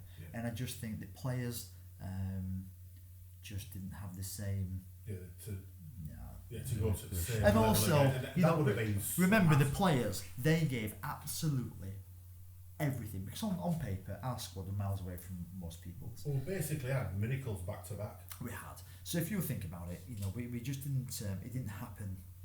Or the season before we retained our Premier League status, it took a ginormous effort to keep us there. Yeah. I think the players all looked at each other and down the heart thought, we can't do that. Yeah, we're not doing it again. But we can't do that. But you could never. Not we don't want to. No, we just haven't got it. Yeah, We can't. But We ain't got it. who'd have thought if Potter had scored no goals and Mooney scored 2, you'd never forgiven. Like a lot of people were dissecting, we should have done this, that, but no one could have predicted Yeah. that. And you know can't something? that. We talk about the Wolves game. We're 14th. We played Brighton. And Mounier got sent off. I think harshly. Absolutely, and actually, yeah. and if I ever wrote a book, I'd probably go from a greeting card to a red card because I think that red card against Brighton was a changing point in our season. Massive. Yeah, and if I spoke to David about this because look, we remain good friends. He came to see me the day after we finished with party company. He came to see me the day after. He came to see me the week after. We're still good friends, and it'll remain like that. But he also I think for what y'all went through and the journey, you've got to. Yeah. Well, he also blames or he looks on the misfortune of Aaron Lloyd getting injured for all that time, and it just didn't happen for us. What a job he's got. Schalke, they're a massive club, 60,000 They've got capacity. problems. Yeah. But he could be the man to sort it. I couldn't believe, Dean, how your illness was kept so quiet. It was incredible in this day and age of social media and people noticing where you're not there and what have you. And it was quite amazing that we kind of no one really knew until eventually. I think didn't you come to the Wolves game? No. I got taken ill on the Sunday after Liverpool at home. Yeah. I was ill on the Friday. I went to Liverpool at home. I was fine that day, and I fell ill on the Sunday. And the bottom line is, I had a gallstone stuck, and the only way they could remove the gall. I was actually going to Chile on holiday on Tuesday, so I said to Dr. Feldman at the football club, "Look, Doc, I'm going to Chile on Tuesday. I've got a problem. I'm yellow, and I've got this pain. And I can tell you now, I think it's a gallstone. So I've had gallstone problems before. So he got me into St James's, and they put the pipe down me, and to fish it out, and they released some dye into my system, and there's a 5% chance that you contract pancreatitis through this procedure. And cut long story short, I went in as a day case and came out 4 months later, 16 weeks later, and unfortunately I was in Huddersfield for 5 weeks, fighting off the infection. It's a long story. And actually our form, we got Wolves, we did well at Wolves and West Ham, we did pretty well. And as soon as they sent me over to St James in Leeds, we lost every game, so I put the case of Leeds. But yeah, it was incredible. And what you said, we've spoken about. Oh, really? And it's some things then. Football really don't matter, to be honest. Football don't matter. It's about people and families and. It's not about what's happening on a Saturday or a Tuesday or who's crying on down at Mac about whatever bollocks are crying about on down at Mac. And it becomes, it's personal, it's serious, and it's. I couldn't believe it. I was in Huddersfield and there were antibiotics, bags and bags of the stuff, and they were trying to, because my bloods were all over, my temperature all over, and they were trying to fight a possible infection in my pancreas. So after 5 weeks, unfortunately, I got an infection in my pancreas. So straight away, I got rushed over to Leeds, and the bottom line is, 1 in 3 people who get an infection in your pancreas die. That's it. So it was a tough time for me, the family. Daniel were going through his finals at university. I remember you coming to see me, Daniel, many a time. I don't think I spoke all day. I was sick with bile. My God, what were I? 7 weeks, twice a day, every day, sick. Bile, black bile. I didn't eat for 7 weeks, so I was being fed by intravenous food, TPG, and it was the most horrendous. And when we played Fulham away, I had a few operations, and we played Fulham away. I got wheeled back into the ward with pipes hanging out of everybody, all I've got in my body, at half time of that game. And I remember just listening. I remember looking at a Town fan opposite me, and I went to my iPad listening to the game. And I remember listening, and it's billing, and then they're on the attack, and we're lost. and I was spaced out. But from the operation on that day, I gradually got better and better and better. And I would say 9 months now, probably now back to normal. But you know, I had my first meeting with Phil in the bereavement room at St James's about selling the club, and I'd spoken to lots of Americans, lots of foreign investors. It just didn't seem right to me. It just wasn't. It just wasn't right for me, to be fair. I can't speak for these two, but personally speaking, for me, I'm glad it's staying with somebody who gives a shit about Huddersfield Town. He does as well, yeah. Yeah, absolutely. He's blue and white. If you split him in half, and it's good. Yeah, he'll make a look. Nobody can guarantee success. Absolutely not. No. What he can guarantee is he will put his hands. He can guarantee he cares, and that's. Yeah. I think what we said earlier about the community stuff and that continuation of the community, the cheap, the cheap tickets to get people in, and that sort of thing's important. I had lots of meetings with Americans and no names. and telephone conversations and conference calls, and to be fair, they said, look, Dean, you're doing well, we'll like you, we'll come over a few times a year, but we want you to still be the chairman and run it. And I thought, no, I'm done. I'm done. Do you know something? I'm finished. Yeah. And I also knew we were getting relegated, and it needs something. I got my enthusiasm had gone because to be fair, I was knackered. I was really ill. I just probably just kept myself going, and things were getting better. But it needs somebody with some enthusiasm. Yeah. And Phil's got the enthusiasm and the drive and the energy. Yeah. I haven't got it. Yeah. I've had it for 10 years, and I can assure you, the 10 years that we've had at Huddersfield has absolutely wiped me out. Yeah. It really has. Not surprised. And you know how well about Daniel. Thing is, you say all the time, you are the custodian of. That's it. People's dreams and. Yeah, that's what my job is. As fans, we are on every word of that. Yeah. And you do, and all we do is. I gave us all a dream, eh? You did. I'm the rest. You did, Dean, a good friend that we lost, and you came to visit him in his final hours, David Schofield. Yeah, sad that is. It just brings it home to you our life's so short, and I spoke him for the last time, I think, after you've seen him, and we were just so proud that he'd seen us in the Premier League, and he had plans for the next few years, what we were going to do, and it's cruel it's been taken away from us, and on Monday it's going to be, I think, a difficult night for a few of us, because he was such an ambassador for us. If you look at that, he's been a Town fan for all these years, from Plaqueta, from the Heavy Woolen, and he saw the dream. But when you look at him, he's late 50s, and he got taken away so quickly. Like, I went to see him. Sean tipped me off; he wasn't well. So I went to see him on Thursday, and the Tuesday he passed away, and it's like, God, that was quick. It just brings back what it's all about, because of the chap who sat next to me for the last 10, 12 years, Simon Berry. He died him and Scoffer died within 3 or 4 days of each other. And I went to his funeral, and his lad Danny goes to town, always has done. And his mum obviously sits next to me as well, and she didn't want to go again. And Danny's messaged me this week to see if I'll take her to. I said to her, don't rule it out. If you want to go, let me know. I'll make sure you get there.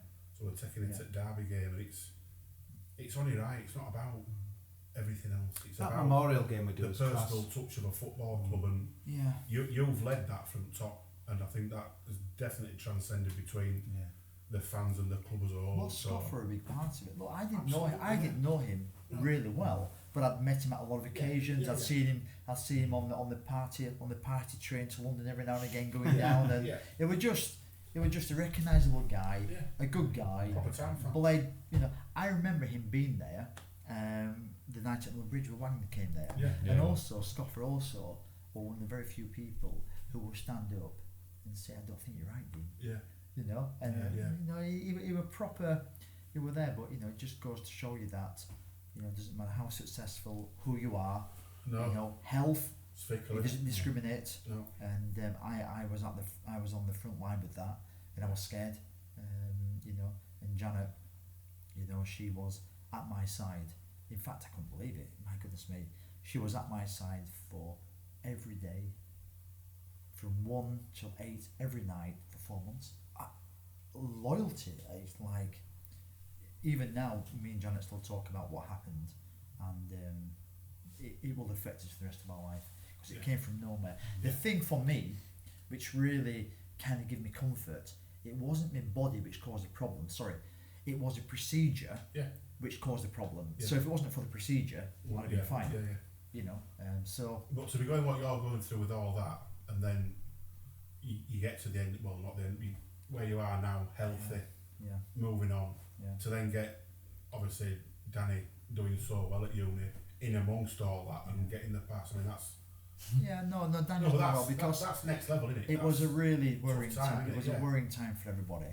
You know, Daniel came to my side at hospital, and I was just spaced out. I was on morphine and drips everywhere. Yeah. And you did your college work outside of me, didn't you? Wrote my old dissertation outside of his bed.